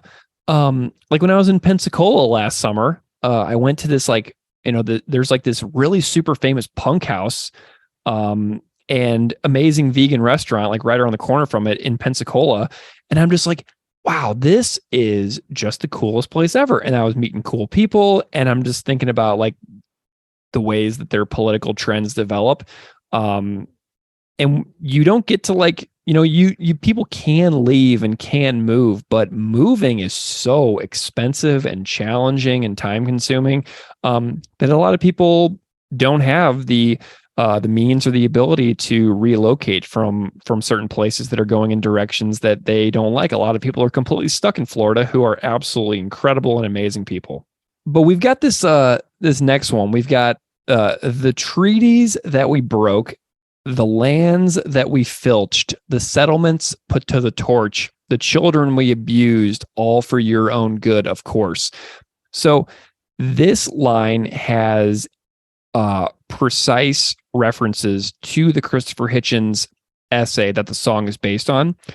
So the full passage from that Hitchens piece that inspired this line reads, quote, "Not long ago, another good man, Ted Solitaroff, sent me a book he had helped edit called Black Hills, White Justice by Edward Lazarus. This details the long courtroom battle fought by various factions of the Sioux to reclaim their rights in the mountains of South Dakota. You can guess the story. Treaties broken, lands filched, settlements put to the torch, women and children vilely abused. And all of it done by the Sioux to the Kiowa Indians who had controlled the Black Hills before the Sioux got there in 1814. So basically what it's saying is Hitchens is like defending the history of settler colonialism by saying that this happens to and by all cultures, sorta. And that, yes, even though immigrants to the North American continent definitely did do bad things, the original inhabitants of the continent were already doing bad things. So he's like, yeah, we were bad, but there was already bad stuff. So it's the way that his logic spun out on this one that, well, if they were doing bad stuff, surely our bad stuff leading to the creation of what I see as a great society is surely okay, right? Because it was already going to happen regardless of we did it too. He's defending two wrongs make a right. There you go. And that's one of the earliest lessons of childhood that everybody is alleged to have internalized when they were what, 5? Well, just because your buddy's doing it doesn't mean you have to do it. That's basically what this is. Yeah. And just because your buddy's spray painting around the school doesn't mean you have to go do it. Yeah. Well, and the children abuse line in this lyric really jumps out at me. I know it's a reference to the original essay that Hitchens wrote, but the child abuse situation is important to consider given the discoveries of mass graveyards across residential schools in Canada the past couple of years. And I found some interesting, stuff and information about that. There's an article that from CBS where Anderson Cooper interviewed a former residential school student named Leona Wolf, and he summarized it pretty well. And he said, quote, in May of 2021, when archaeologists detected what they believed to be 200 unmarked graves in an old school in Canada, it brought new attention to one of the most shameful chapters of that nation's history. Starting in the 1880s and for much of the 20th century, more than 150,000 children from hundreds of Indigenous communities across Canada were forcibly taken from their parents by the government and sent to what were called residential schools. Funded by the state and run by churches, they were designed to assimilate and Christianize Indigenous children by ripping them from their parents, their culture, and their community. The children were often referred to as savages and forbidden from speaking their languages or practicing their traditions. As Anderson Cooper first reported last year, many were physically and sexually abused, and thousands of children never made it home. So, there were 139 residential schools in Canada, and the last one only closed in 1998, which I think is important to know. This is a very important topic here in Canada that we should be talking about far more than we are. There was a period, I think it was around 2 years ago, where every week new graves were being discovered at schools, and like the tally was going up and up, and everyone was talking about it. But since then, the mainstream discussion has fallen off of this topic, and it should have never fizzled out because it's still such an important thing that needs to be discussed. And like, I would love to say that, I'm super qualified to talk about this, but obviously I'm not. My wonderful and lovely partner who did her thesis on intergenerational trauma with residential schools would probably be more qualified to talk about this than I would. Well, if you want to do a Comply Resist Part 3 with her, where you two just have a conversation and she just tells you what she knows, maybe that could be an interesting accompaniment to this particular episode. You and her having a conversation about sharing what she knows about it. That would be pretty cool, I think. I will bring it up. Yeah. So here is at this line is where the song shifts. Okay. We take on a new direction in the plot of the song. I see all these songs as like microscopic short stories. So here's the plot turn. It just happens to be the way history has been made. Just don't play with a toy gun or change lanes without signaling. So these are direct references. We jump way forward in history here. The toy gun is a reference, in my view, to Tamir Rice, and a child who was shot and killed by a 26-year-old cop who arrived on the scene in a park where Tamir Rice was playing with a plastic gun, and the cop jumped out of the car and basically began shooting within seconds. You can find video footage of it online if you want to see something awful, where a child is in a park and a 26-year-old, very young police officer jumps out of a car, sees what they think is a real gun, and just basically begins shooting. So how dare you be a child in a park with a piece of plastic, essentially, and be black in the United States? And the changing lanes without signaling, to me, is a reference to Sandra Bland, who was driving in Texas, did not use a turn signal, was arrested, and died in police custody in 2015. So to me, these are a couple of very recent specific cultural references that have been, driving a lot of conversation in the U.S. in the last 15 years or so. Man, if police killed every person that didn't use turn signals, there'd be no one left. Oh yeah, I would have been killed this morning. Yeah. I was driving on the highway this morning on my way home and didn't use a turn signal because I had plenty of space and there was no one around. So it is literally something every person does. Yeah. Yeah. So imagine, and the body cam or the camera footage, Sandra Bland filmed the entire encounter, and that footage did make it out. And in there, you can be like, "You're pulling me over for not signaling? Are you serious?" Like you can just hear the disappointment and the disdain for something so banal being the cause for having her day ruined. It's insane. Yeah. So then we get into this next thing where the title of the song comes in. So don't comply, don't resist, because it don't make no difference. Comply, resist, no difference. Resist, comply, you die. Anthony Siracusa and I talked a lot about this particular thing in our interview. Chris goes into great depth about what he sees as the meaning of the title of the song in his Patreon.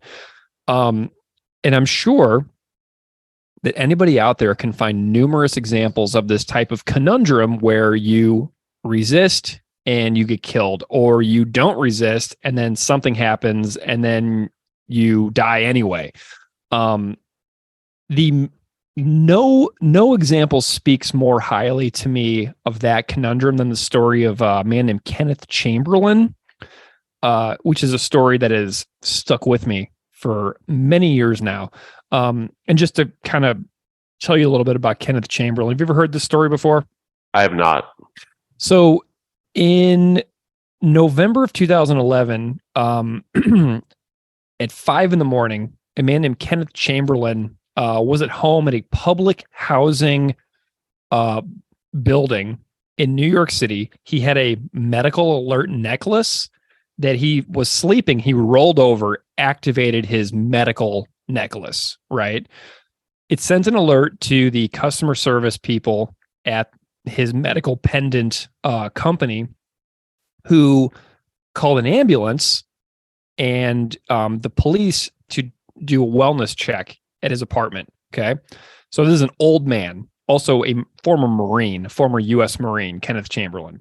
So firefighters, cops, and ambulance crews show up. The cops knock on the door. Chamberlain did not open the door. He told them through the door that he rolled over on the pendant in his sleep. He was not having an emergency. He did not require assistance, and he asked them to leave so he could go back to sleep. The police do not leave. They insist that he opens the door, and the pendant was recording this entire conversation, right? That there's an audio recording of this. The police become belligerent. They bang on the door. Chamberlain was calling the operator from his medical pendant company to call for help, that he was like going to be attacked in his home and killed by the police for rolling over on his pendant in his sleep and not opening the door, because he knew that the cops were going to do something horrible to him if he opened the door. So they broke open the door. An hour later, they banged on the door for an hour. So we're talking about 5 to 6 o'clock in the morning. They went in the apartment, and the cops say he came at them with a butcher knife. But the family totally, discards that thing. The police tased him. They shot him with a beanbag round fired from a shotgun. And they then shot him twice in the chest with live ammunition. And he died in surgery later. So whenever I think of like the title, Comply, Resist, whenever I think about the lyric here, comply, resist, no difference, resist, comply, you die, I personally think about the life story and the death of former Marine Kenneth Chamberlain, who was killed just simply by rolling over on a medical alert necklace and not wanting the cops to come into his apartment at 5 o'clock in the morning. That's an awful story. Yeah, and you'll never forget that story now, will you? No, that is horrific. Yeah, so to me, that's like the biggest example of comply, resist, you die, no difference. That's the definitive example for me. And I cannot even imagine how many more examples there actually are in the world. Oh, I'm sure there's, with the amount of shootings and killings that happen, there's probably one a week at this point, like easily. Yeah. Well, and on his Patreon, on this part of his own analysis, Chris was talking about the effectiveness of police and how they're funded using, our money, essentially, that we pay our towns in the form of like property taxes and stuff.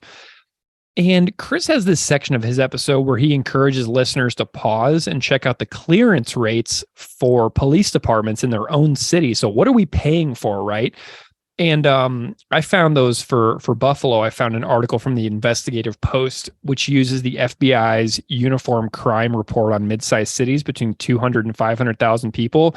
And the analysis found that Buffalo cops solve 48% of violent crime. The clearance rate, that is cases resulting in an arrest among the 79 peer cities, is 49%. So Buffalo is about average for their clearance rate. For cities of comparable size.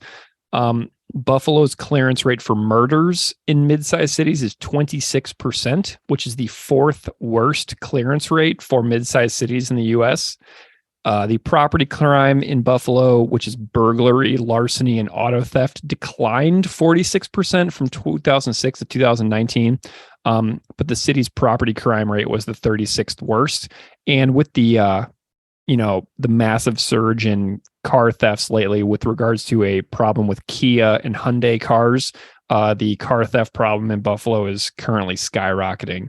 And if you go on Buffalo Reddit, you can read people who are posting comments like every single day, like, hey, my car got stolen. I got this Kia or I got this Hyundai, and they're getting stolen left and right. And people are posting pictures of their cars on Buffalo Reddit saying, hey, if anybody sees my car, it got stolen. So there's a massive problem with that. But those are some of the clearance rates for Buffalo right now. You're making me terrified to drive my Kia to Buffalo. Oh, you have a Kia? I do. Ooh. What does your partner drive? We have one Kia. Just the one car. I'm going to have to invest in the club. No one's steal anything with a club on the wheel, right? It's barely a deterrent. So here's what we may have to do. When you come to Buffalo, when you're doing anything with me, we will park your car in my garage and we will take my car.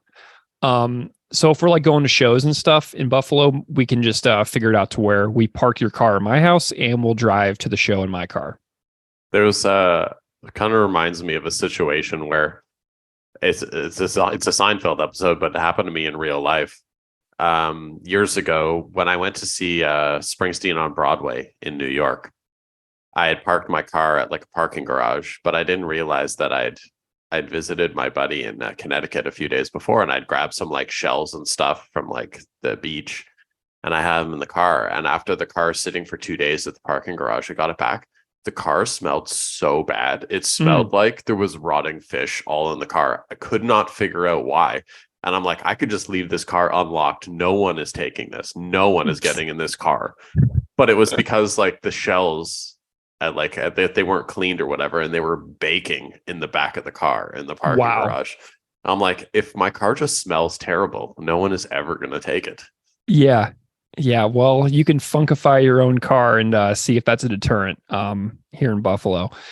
So yeah, this is a really powerful lyric whenever you think about an example that any listeners out there have heard of: comply, die, resist, die.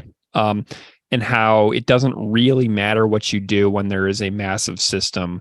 We did an episode a ways back about pigs will pay. And I think that I did a big breakdown about the concept of something called killology, which is a training that police officers in the US have gone through for many years, about like when you should be willing to discharge your firearm in a lethal manner. So it's just the way that a lot of the trainings have gone for a long time now. hilarious. I thought it was a video game when you said Killology. I was Yeah, like, no. that's got to be a video game. Yeah, there's a great podcast called Behind the Bastards, and they did an amazing episode about Killology in that episode, and about what it is, the person who made the training, what the trainings are like, what it does to police officers' minds.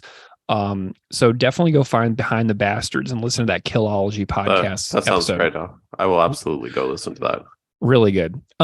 So then moving on, we've got this next lyric. The funny names you give your kids, the silly ways you do your hair, the jungle music that you blare, we snicker and we sneer, for they do not revere the incessant gadgetry we incessantly deploy to incessantly extract and incessantly destroy. You know, the incessantly extract line is an overlooked one. Back when I was a high school teacher in a school that had one-to-one iPads for all students, I made my students do this article reading one time where it talked about the ways that metals that go into creating smartphone devices are mined around the world, and the conditions in which those things that are necessary for, you know, the metals that are in our phones and iPads and stuff like that, the way those things are found. And I'm like, yeah, so you're just carrying around basically this device that's just essentially the definition of human rights violations. And they were like, oh. So it was just the incessantly extract line to me is a really important one here. Also, using the word incessantly 4 times. Yes, seriously. In that short of time. Really interesting choice, right? Yeah. Do you think he overdid it? No, I don't. I think he's just driving home the point. Right? Like sometimes you have to really put it out there kind of in an over the top way for the point to be driven home. Yeah. I like that you pointed that out. I'm glad you counted. Yeah, so we've got a lot going on in this line. The funny names thing is super important. There's a common thing that used to happen to me as a teacher that used to drive me crazy, was when in the beginning of the year we would get all of our rosters, and we'd be in meetings nonstop, and I would have vivid memories of sitting next to teachers looking at their rosters and sighing with exasperation, like when they were trying to read names of students that they had never even met. So all this person is a name on a screen or on their roster. They haven't even met the kid yet, and they're sitting there trying to read the names out and like having like a crisis, like of like being like, I don't know how to say this name. And you can just watch them come to these like negative judgments and conclusions in real time for students that they've never even met yet, that are going to be in their classroom for a full year, and they're already coming to judge these students in a negative way before meeting them, just based on how easy or how easy their name is to say when reading it off of a screen. That happened to me like a whole bunch of times as a teacher. And, you know, just coming to hold an opinion on someone they don't even know based on the name. It's just really a sad realization that I had when I was like looking at this line again. It's an interesting concept because, you know, when I'd read that you kind of had some notes on that, I was thinking back to how things were when I was going through school, and, you know, the kids with the harder to pronounce names, and how even how teachers used to like make fun of the pronunciation of the names, or not really respecting like different cultural names and things like that. It was very much like a big part of schooling growing up. Absolutely. One memory that really stands out to me is there was one student in his former school that I taught in, and the student had 2 apostrophes in their name. And so one teacher was just like going on and on and on in the meeting about how many apostrophes do you need in your name. And it just sticks with me whenever I think about this. And a lot of listeners of this podcast will likely have people very close to them in their own lives who they've personally heard making fun of naming conventions from cultures that they're not even a part of. So I don't know. It's something that a lot of people have a ton of experience with. And I love the way that Chris wrote it because it's meant to sound derogatory, but mocking of the people who do that, right? Those names are so funny. So it's meant to be mocking and derogatory of the people who make fun of people's names without even really knowing or appreciating or trying to understand that person or their life at all. I would love to have the perspective of someone who kind of grew up with a name that would have triggered those reactions, because like obviously my name is pretty standard and no one's really saying anything but that, and yours is as well. So yeah. But just to hear someone's perspective on it after they've gone through school and reflecting on it like all these years later, that'd be very interesting. Yeah, and Chris in his Patreon is really thoughtful in his comments about the contributions of he's like, what is white culture? What has white culture contributed to society? And it was like he came up with all this like classical music, NASCAR, country, and so it's like the line of we snicker and we sneer it's like we're pissed at other populations of people for not thinking that we're amazing, when really our main cultural contributions within the world is like country, NASCAR, and classical music. And Chris's list was so funny, especially since I come from Missouri, a place where country music and NASCAR is insanely popular. Well, even if we could just quickly touch on NASCAR for a second, and within the last, I want to say since 2020, one of the biggest stories in NASCAR is that, wow, we have an actual super talented black driver driving for a team owned by a black owner. Amazing. And do you remember when they finally, like in 2020, decided to ban the Confederate flag from NASCAR? Yeah. I'm like, NASCAR is the most white you can get. Mm-hmm. And like it took them all those years to be like, you know what, Confederate flag, and then like Bubba is finding like noose poles in his garage and stuff, and like if you read any actual, not that I'm advising reading comments. So I used to be very into NASCAR, like in motors. I'm just into motorsports. Yeah. Anyways, if you read any of like NASCAR social media posts that's about Bubba Wallace, it's just hundreds of comments of basically people, displaying how racist they are. Mm-hmm. Yeah. Well, and the gadgetry line is really interesting because essentially we're all amusing ourselves to death, to paraphrase Neil Postman. But what our society now is everybody staring at their phones on TikTok, on Snapchat, on Instagram, on Twitter, filling up our days with an endless stream of gadgetry distraction. And I looked up the cultural demographic breakdown of Apple, because I was like, I wonder what the corporate demographics are for a place like Apple that is like creating this new society where no one is capable of doing anything but like sit on their phones all day. And Apple currently is 55% white, 62% male, and Apple's global workforce was 70% male in 2014, and now it's 62%. The racial breakdown of Apple was 55% white in 2014 and remains 55% white today.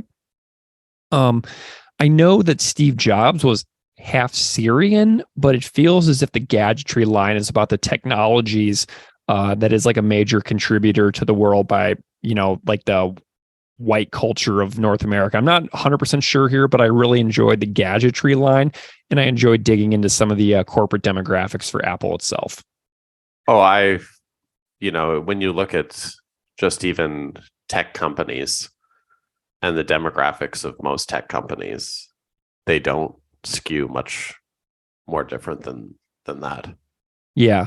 Then the other lyric or the other line in here is the jungle music that you blare lyric to me. To me, that's a clear reference to Jordan Davis, the Florida 17-year-old that was killed in 2012 by a guy who was basically enraged that teenagers would listen to music he doesn't find enjoyable at loud volumes in gas station parking lots. Even the murderer's own girlfriend testified in court that he said that he hates thug music and he dislikes rap crap before getting into an argument with Jordan Davis and firing shots through the side of the car. Davis's friends then drove away from the shooting, and they found Davis like wheezing to death, and he later died of his injuries. And the guy that shot him in the parking lot basically went about his night. He was like going to his like son's wedding or something, and he winds up shooting at a teenager's car in a parking lot because they had their music loud. And he was like, turn that down. So then they turned it down, but then they turned it back up because they're teenagers, and they were just like messing with this like old square who was just like boring as hell and like yelling at them in a gas station parking lot. And they died. So the jungle music line to me is a clear reference to the shooting of Jordan Davis in 2012. Yeah, that's horrific. I mean, you got like, I understand how, it's the same thing of like when you're riding on public transit, and like maybe this is a new thing. I haven't ridden public transit in a while since I haven't been living in Toronto. But like the amount of people that listen to their phones on like full volume, like listening to music or whatever. And I'm like, it's really not hard to ignore. Mm-hmm. And like for people to take that large of a stance with regards to music, the harmless activity that someone else is committing is awful. Mm-hmm. Yeah. Well, and then we've got the "you don't worship us. Oh, why don't you worship us? Resist, comply, you die." The price for not just total adoration and fawning over us is death. And like our country music, like our NASCAR, use our naming conventions. Name your kids Greg and Steve. Structure your families like ours, even though I'm divorced. So now I have a broken home or whatever. Continue to rely on us for our endless humoring and pacifying through our LED backlit doom boxes that we all carry around. Use our gadgets to amuse yourselves into complacency so you don't protest the things that you care about that are based on the history of subjugation. Sit down, shut up, stop protesting, use our gadgets, worship us, go to NASCAR, or maybe you'll die. I mean, that's so sad. Yeah. Well, this is a hard song. Like I said at the very beginning, I procrastinated the living heck out of this one because talking about it is daunting, and this is what this band does. They're just masters of getting you to rack your brain and think about it and connect it to stories in society.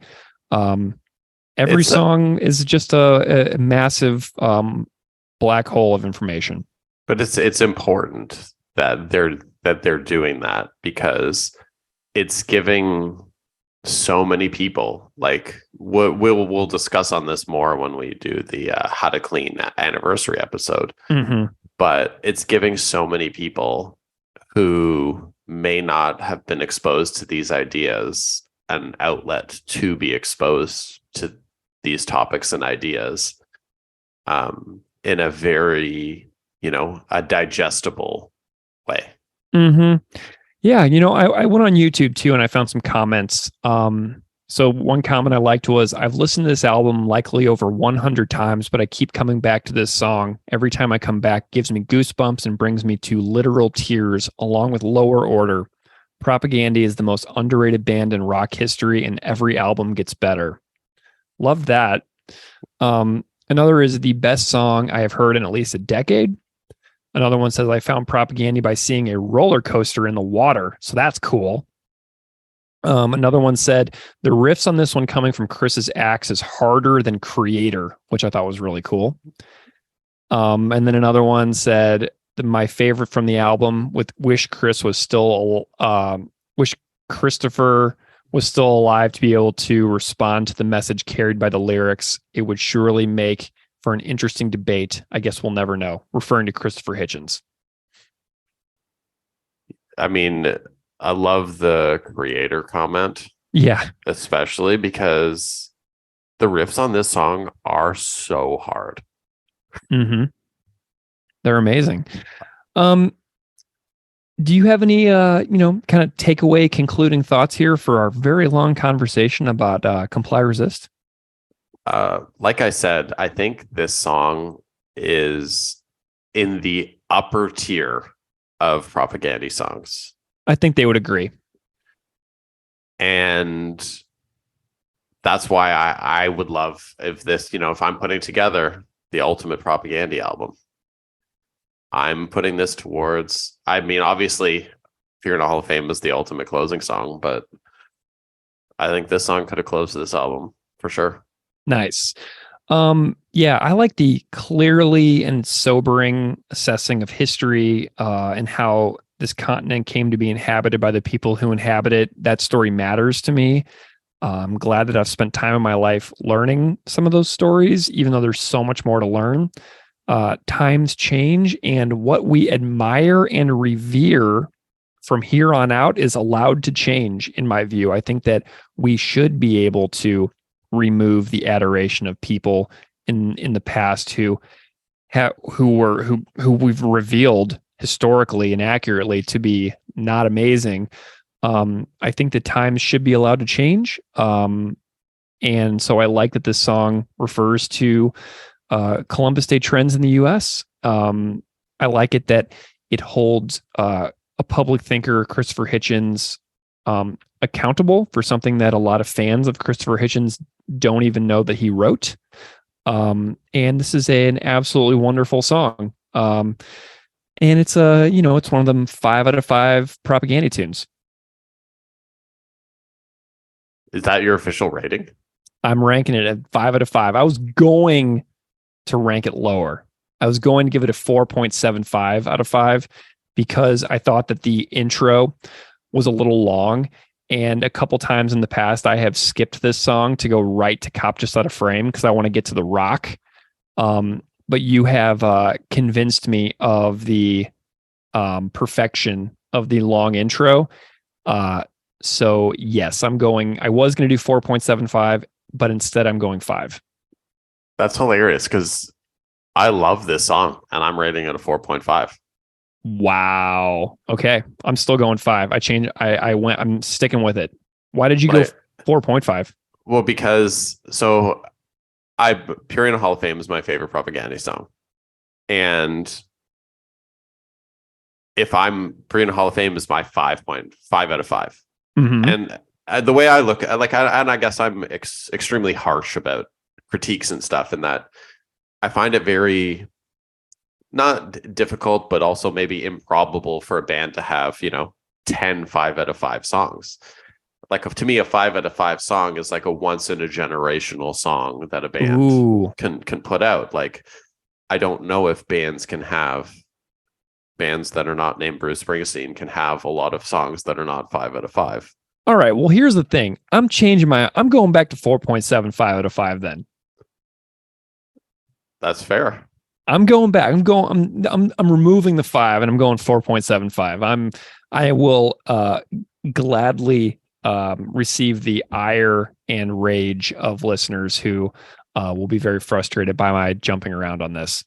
Well, because you just have to look at it, like if you take your favorite song and if that's a 5, where does this rank in relation to your favorite song? You have to have a scale somewhere, right? True. My favorite Propagandhi song is Supporting Cast. And that's a fairly recent revelation of mine. But I've decided that's my favorite song. So this one, it's a 0.25. You like it 0.25? less.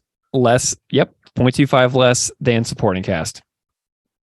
I think that's fair. Perfect. So that's why I'm coming at 4.5. Like, love the song. I don't think that's a shot at the song. I think it's an unbelievable song. Yeah, I agree. All right. Well, Steve, this has been an absolute joy. We have I feel like we've done this song justice. Great conversations with our guests, Aukai, Anthony, and Jeremy. A great couple of covers from Aukai and Anthony as well. Love this tune. I'm definitely open to doing a part 3 if people out there, if anybody ever sends me any tips on a reason to revisit this tune, I would do it. You can find us on Instagram and Twitter at Propagandhi Pod. Email us at propagandhipod@gmail.com. Steve, it's been a real pleasure today hanging out and chatting Comply Resist. It's been fun. I'm glad that we finally did this one.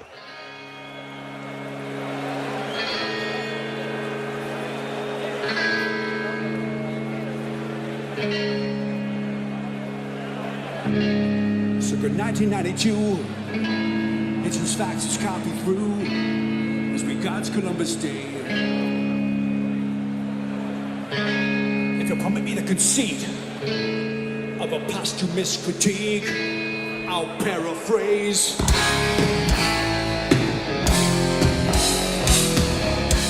My colorful exotic friend, respectable, well-spoken, unlike the rest of them.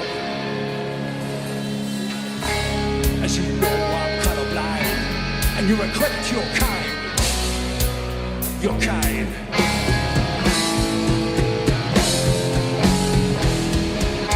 The silly talk of resurgence, ceremony communion with an unconquered natural world. Tell me, where is your gratitude for all we've done for you?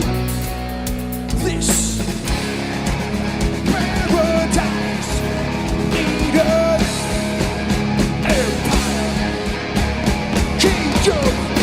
This policy back we bestow. 27 gems to live when I cause mistakes to make.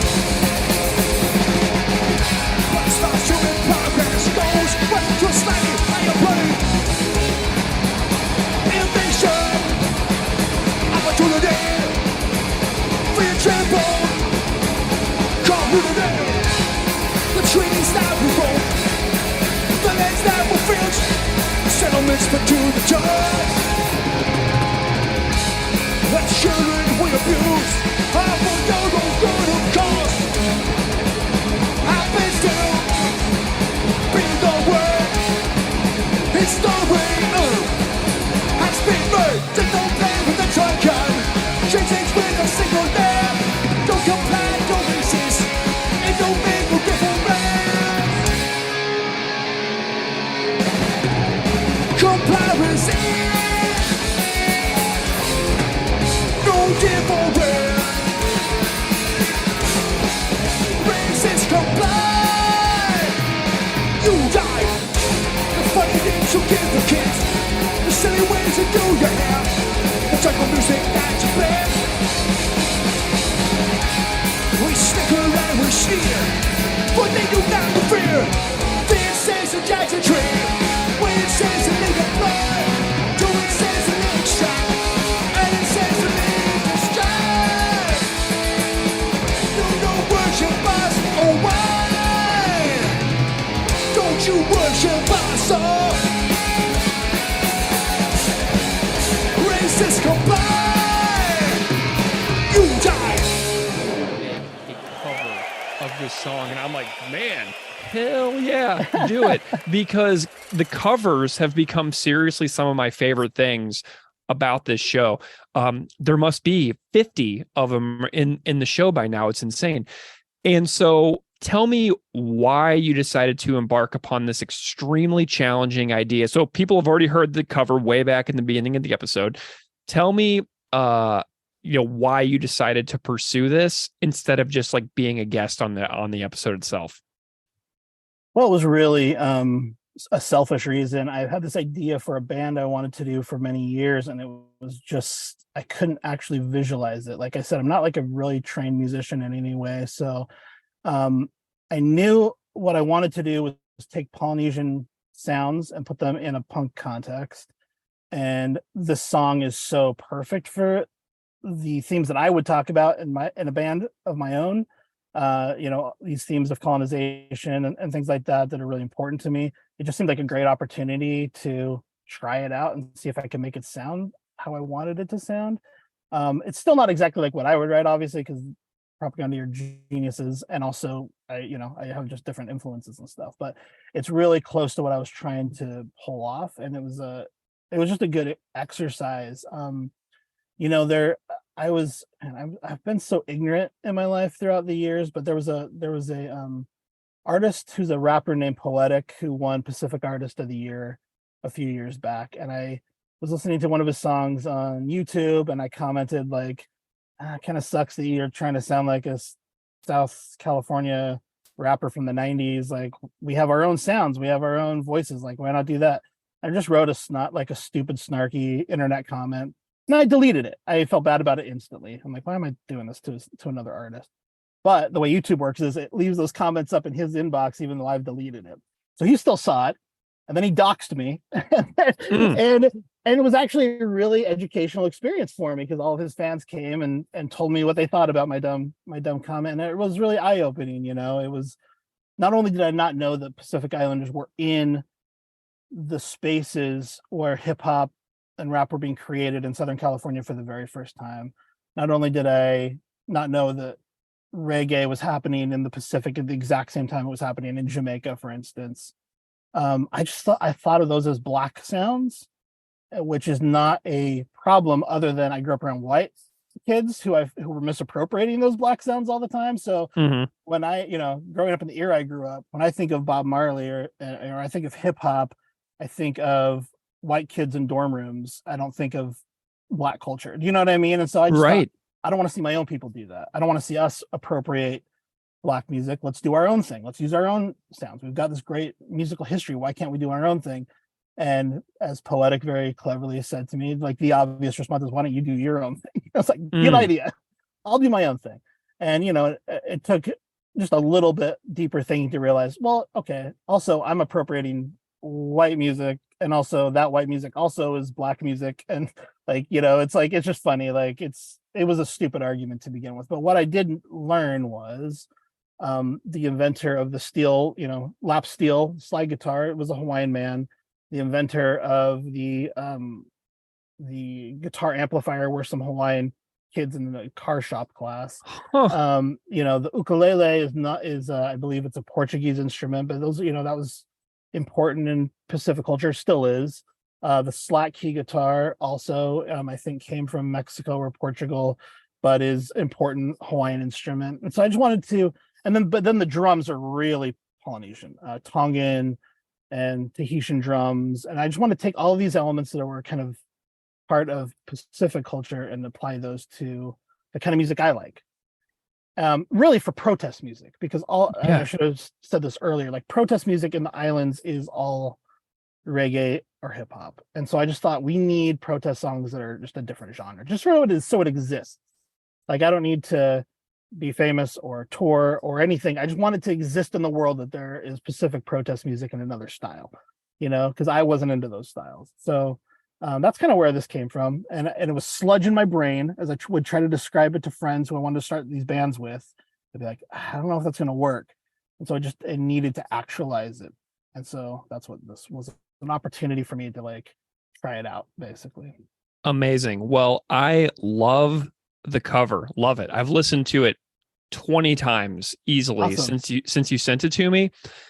And I want to hear the story of how this thing came together. I have so many questions about the creation of this recording.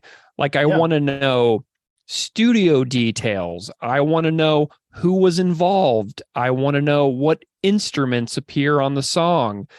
I want to know what was the hardest thing.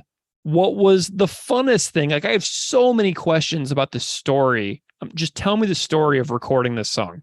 Well, again, it was the idea was, can we do this kind of song with Pacific instruments? And then and the first thing I realized was surf rock is the way to get into this, because surf rock is another genre that's already utilizing the Hawaiian steel guitar, and it's also utilizing Pacific Islander drums. I was like, okay, that's how we get into this. That's like the way to, and it's fast music. Anyone who's heard the Pulp Fiction soundtrack is kind of familiar with the sound of it a little bit. Dick Dale, Dale, exactly. And the Ventures, like all the stuff, the lively ones.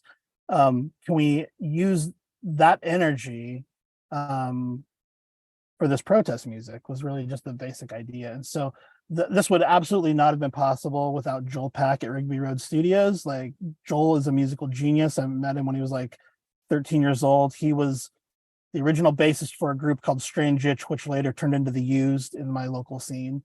Wow, cool. So Joel met Jeff, who's the current bass player for The Used, at the mall, and Jeff had dreads, and he said, "Hey man, can you sing? You look cool." And so he recruited Jeff as the singer of that band. And then Joel eventually quit that band, and Jeff became the bass player of The Used. But Joel was in that early incarnation of that group, and he also had a major record label deal with Maverick Records, and was totally screwed when that record label closed just as his album was coming out. Warner Brothers said, "We're going to keep Alanis Morissette and the Deftones, and everybody else we're dropping." And his album was like a few days, I think, from coming out when that happened. So, oh my God. What he's done is he's taken his musical he still does that band Broke City, and they're great. He also does some solo work that's great, but he's taken a lot of that energy and he put it into Rigby Road Studios, and where he records and produces a lot of amazing bands. And he was just my friend who I knew, who was a musical genius, and I just said, if anybody can help me figure out the sludge in my brain, it's Joel. And he basically single-handedly helped me one by one, like work through each of these instruments, work through each of these parts. He came up with some really cool ideas. Like, there's a moment where Chris is like, and he turned that into and he heard that Dick Dale guitar slide in that kind of thrashy stuff Chris was doing, and connected those two ideas, which to me makes the song. Like, I was like, that was brilliant, you know. There's another breakdown in the song where it's like, the silly names you give your kids. In my mind, that was going to be the Wipeout, if you've ever heard the song Wipeout. Yeah. Just how it's like just like that ongoing drum thing. I'm like, I just want that to just only be drums, like pull out all the guitar. And it was Joel's idea to be like, why don't we use like actual jungle sounds here? Like, you're talking about the jungle music that you play. Why don't you put in some Polynesian vocals into this part? And so we ended up using a ha'a, which is the Hawaiian version of the haka, which people would probably be more familiar with from New Zealand. Yeah. So he had some really great ideas that made the thing, and his instrumentation, his genius as a musician helped nail a bunch of these parts that I could not have figured out on my own, just simply because of I just couldn't. It's kind of like I just had all these ideas in my head that I couldn't figure out what they would sound like, and he helped me get those all down. And so we just went through the song piece by piece. I'm like, this should be this instrument, this should be that instrument. And it's all the ones I mentioned. You know, it's a Hawaiian steel guitar, which is cool because Joel also grew up in Utah, and his grandmother was a colonial settler in Hawaii. She was a mathematics teacher at Brigham Young University, and she bought this Hawaiian steel guitar there in 1979 that he now owns. And so I think he saw this as his payback, like his penance for his grandmother's actions was to like perform that Hawaiian steel guitar on this song. So I thought that was beautiful, a nice gesture of his. And so that appears on the song. There's ukulele, there's Tahitian and Tongan drums. There are guitar sounds like a Telecaster that's, you know, very much in the Dick Dale style. And then something wasn't quite working because the Propagandhi song is so dark. It just wasn't quite fitting the tone I was going for. So we ended up changing the tuning, like it's in drop C. We changed it so that the timing was a difficult thing. Was getting the tempo, changing it to a single tempo was really difficult, but that's one of the things we did to make it work better for the style. And then another of Joel's idea was, let's throw in that surf rock drum kit in a couple spots. I didn't want to do that because I wanted to really stick with the Polynesian drums. But he's like, this will sell the surf rock sound you're going for. Because that's what I wanted it to sound like, almost like at first people think like, oh, is this a surf rock song I've never heard? Like that's kind of what I was going for in my mind. And it was getting into that same tempo and then throwing in that 60s drum kit, like he called it the that thing you do drum kit into a couple parts. You know, I think it really worked. And you know, one of the things he said was the Venn diagram of where George drums and Polynesian drums meet is very tiny. There's not a lot of similarities there, but what is there is triplets. And so that's really where we chased those moments and tried to feel like it was like that Propagandhi stuff was in those, using a lot of those triplets in the same place as Jordan was using triplets. Yeah, so that was the big thing. And then just then around that utilizing those big traditional Polynesian drum sounds. What else?